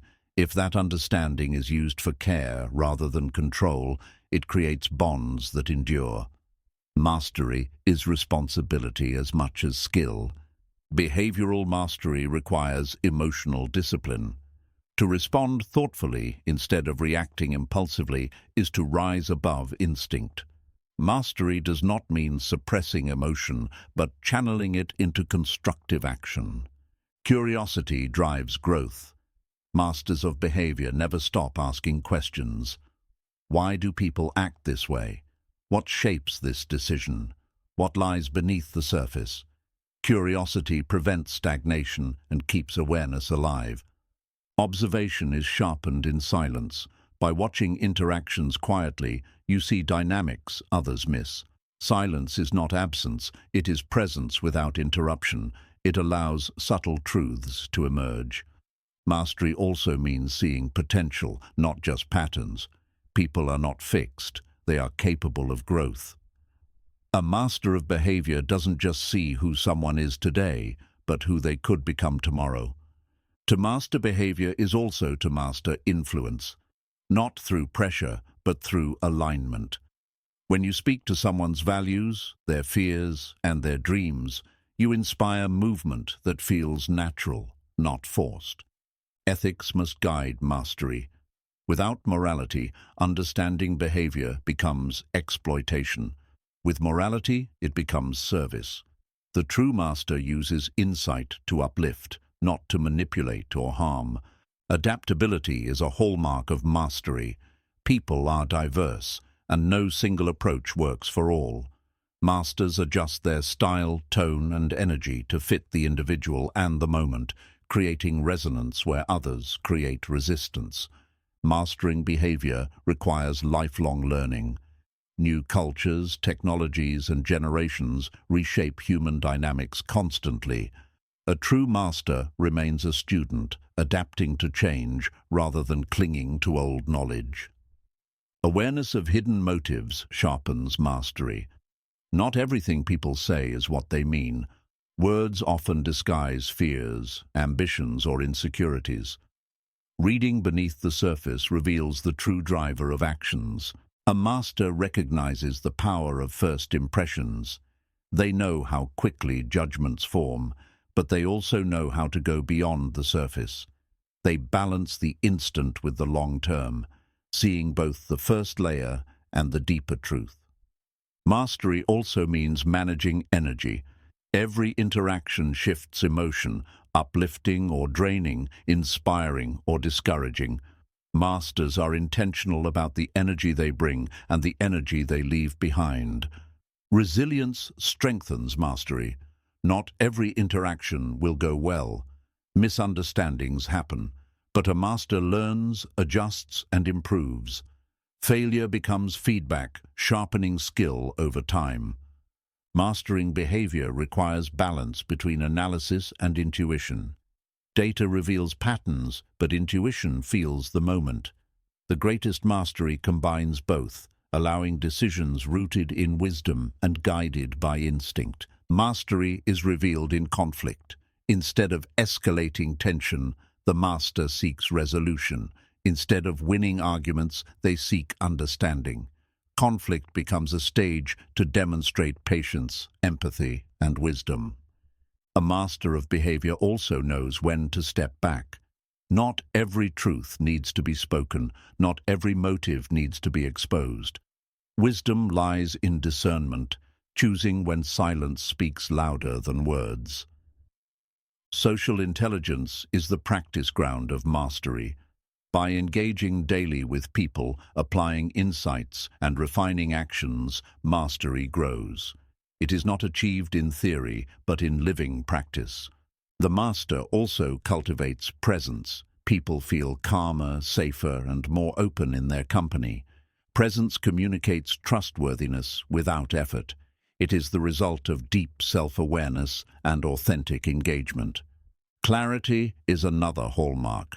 Masters simplify the complex, making ideas accessible. When they explain, people understand. When they act, people follow. Clarity turns insight into impact. Storytelling is a master's tool. Through stories, they connect ideas to emotions, making lessons memorable. Facts inform, but stories transform. Mastery speaks to both heart and mind. The master of human behavior understands the role of environment. They know how settings shape actions, and they design spaces, physical or emotional, that bring out the best in people. Environment becomes an ally in influence. Patience with growth defines mastery. The master knows that people change slowly. They do not demand transformation overnight. Instead, they plant seeds, nurture them, and wait for growth to unfold naturally. Humility remains central. A master of behavior does not boast about their understanding. They let results speak. True mastery is quiet confidence, not loud display. It earns respect without demanding it. To master behavior is to master relationships. Whether family, friendship, or leadership, deep understanding creates harmony. Relationships thrive when each person feels seen, heard, and valued. Mastery also involves foresight. By observing small cues, a master can anticipate conflict before it erupts, fatigue before it shows, or opportunities before they appear. Anticipation turns insight into strategy. Self-reflection keeps mastery honest. Without it, knowledge turns into arrogance. By continually examining their motives and actions, the master avoids the trap of manipulation and remains aligned with integrity. Ultimately, becoming a master of human behavior is not about power, it is about service. It is about using insight to create connection, reduce conflict, and inspire growth. Mastery benefits not just the individual, but everyone they touch. To master human behavior is to live with wisdom in every interaction. It is to read truth in silence, to see light in struggle, to guide with empathy, and to influence with integrity. And when practiced fully, it becomes the art not of controlling life, but of understanding and elevating it. Mastery of behavior also means recognizing emotional contagion. Emotions spread through groups like wildfire. A single person's anger can infect an entire room, just as one person's calm can soothe it. The master becomes intentional with their emotional presence, knowing it shapes collective experience. Another element of mastery is discernment between surface behavior and deeper wounds. A harsh comment may not come from malice, but from hidden pain. The master sees beyond words, understanding the story behind the action. Masters of behavior know that timing is as important as truth. Delivering insight at the wrong moment can close ears, while patience ensures the lesson lands when the heart is ready. Timing transforms wisdom into impact. Adaptability remains a constant theme. No two people are alike, and no two situations repeat perfectly. The master flows like water, adjusting without losing essence. Flexibility becomes a superpower in human interactions. Humility keeps mastery pure. Without it, knowledge becomes arrogance. With it, knowledge becomes service. A master knows that every person, no matter how ordinary they seem, carries lessons worth learning. The master of behavior does not seek control, they seek alignment. They create environments where cooperation flows naturally because people feel understood. Influence built on alignment lasts longer than authority built on fear. Observation is sharpened in stillness. By sitting quietly, watching gestures, listening to tone, and noticing silences, the master perceives what others overlook. Stillness reveals truths hidden in noise. Masters understand that people crave recognition more than correction. They choose to highlight strengths before addressing weaknesses. This balance encourages growth without triggering defense. Encouragement becomes the gateway to transformation. Compassion is the thread that ties mastery together. Without compassion, insight becomes cold analysis. With compassion, it becomes healing. True mastery does not just reveal flaws, it offers pathways to healing them. Masters of behavior also recognize projection. They know when someone's anger isn't about the present, but about unresolved pain from the past. This awareness prevents personalizing attacks, replacing defensiveness with empathy. Self-regulation is crucial for mastery. By calming their own impulses, masters create space for thoughtful response. They model what it means to be in control, not through suppression, but through conscious choice. The master sees patterns not just in individuals, but in societies. They recognize collective behaviors shaped by culture, politics, and history. Understanding individuals in context allows them to see the bigger story behind daily actions. Resonance is another mark of mastery. People feel seen and understood in the master's presence. This resonance is not about performance, but authenticity, showing up fully and inviting others to do the same. Masters also understand the power of questions. Instead of giving constant advice, they ask reflective questions that guide others to discover their own answers. Questions awaken self-awareness more effectively than lectures. Boundaries are respected by the master. They know that connection without respect leads to dependence, not growth. By holding clear boundaries, they teach others how to balance closeness with independence. Mastery requires awareness of power dynamics. Every interaction carries hidden balances of influence. The master ensures power is used responsibly, never to dominate but to uplift. Integrity keeps influence clean. The master is also a student of silence. They know silence is not emptiness, it is space. In silence, people reveal themselves more honestly than in endless words. Silence becomes the master's ally. Masters recognize that behavior is fluid. No one is permanently honest, kind, or selfish. People shift based on environment, mood, and pressure. This understanding removes judgment and replaces it with curiosity. Empathy does not mean naivety. Masters care deeply but also recognize manipulation. They balance compassion with discernment, offering kindness without becoming blind to hidden motives. Masters of behavior inspire without force. Their presence, their words, and their actions naturally attract respect. They do not need to demand loyalty. It is given freely because others feel safe in their leadership. To master human behavior is to master patience with growth. Change rarely happens in dramatic leaps. It often happens in quiet shifts, repeated choices, and gradual transformation. Masters honor this slow evolution. They also understand that mastery is not perfection. Even the most aware person still has blind spots. Masters stay humble, willing to be corrected, knowing that growth never ends. This humility keeps wisdom alive. A master observes what energizes and what drains. They know that people reveal truth, not just in words, but in where their energy goes. Energy speaks volumes about priorities, fears, and values. Masters also balance head and heart. They use logic to interpret patterns and empathy to connect with emotions. This balance ensures they guide with wisdom, not coldness, and with compassion, not sentimentality. The master is not fooled by appearances. They know smiles can hide sorrow, and confidence can mask insecurity. They look beyond masks, seeing the human beneath.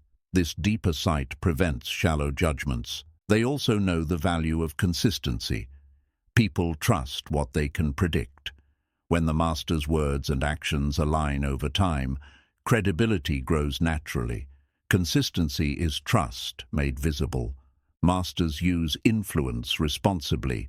They understand that insight into behavior gives power to sway decisions. Instead of manipulating, they guide others toward choices that serve their best selves. Influence becomes service. They are also attuned to cultural nuance.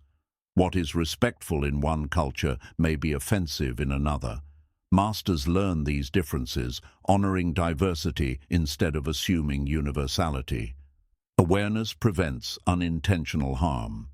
The master of behavior reads beyond words. They notice pauses, sighs, and slips of the tongue. These moments reveal truths people are unwilling or unable to articulate. Small signals carry big meaning. Masters also understand the role of vulnerability. By admitting their own struggles, they invite authenticity in others. Vulnerability is not weakness. It is strength that builds trust and deepens connection. They practice foresight in human dynamics. By noticing tension early, they diffuse conflict before it escalates. By seeing potential in someone overlooked, they nurture growth before it blossoms. Mastery anticipates. Self-reflection remains their anchor. Each day they ask, did I understand? Did I respect? Did I uplift? This ongoing reflection keeps mastery from becoming complacency. Awareness remains sharp through daily practice. Masters of behavior also cultivate presence in the digital age. They recognize how online environments shape communication and emotions. By bringing awareness into digital spaces, they maintain authenticity in a world of distraction. They know that every interaction is an opportunity, whether with a stranger, a colleague, or a loved one. Each moment shapes trust and connection. Masters treat even small encounters with care. Ultimately, mastery of human behavior is not about gaining power over others. It is about unlocking the best in them. It is about creating spaces where truth, respect, and growth can flourish. The true master understands that human behavior is endlessly complex, but also endlessly beautiful. To observe it with clarity, respond with wisdom, and guide with compassion is to live at the highest level of awareness. Mastery, then, is not a destination, but a way of being. It is a lifelong practice of learning, adapting, and serving. To walk this path is to not only understand humanity, but to elevate it. From the beginning, you came here curious, maybe just wanting to understand why people act the way they do, or how you can better navigate relationships. But now, you've journeyed much deeper. You've seen that behind every action lies an emotion, behind every word lies a hidden meaning, and behind every interaction lies a pattern that can be read and understood. You've learned that human behavior is not chaos. It is predictable, shaped by psychology, environment, and unspoken signals. You've discovered that social intelligence is not about manipulation, but about awareness, empathy, and connection. And you now hold tools that can change not only how you see others, but how you see yourself. But the real question is, will you let this knowledge sit in your mind, or will you practice it daily, in conversations, in decisions, in every moment you interact with the world?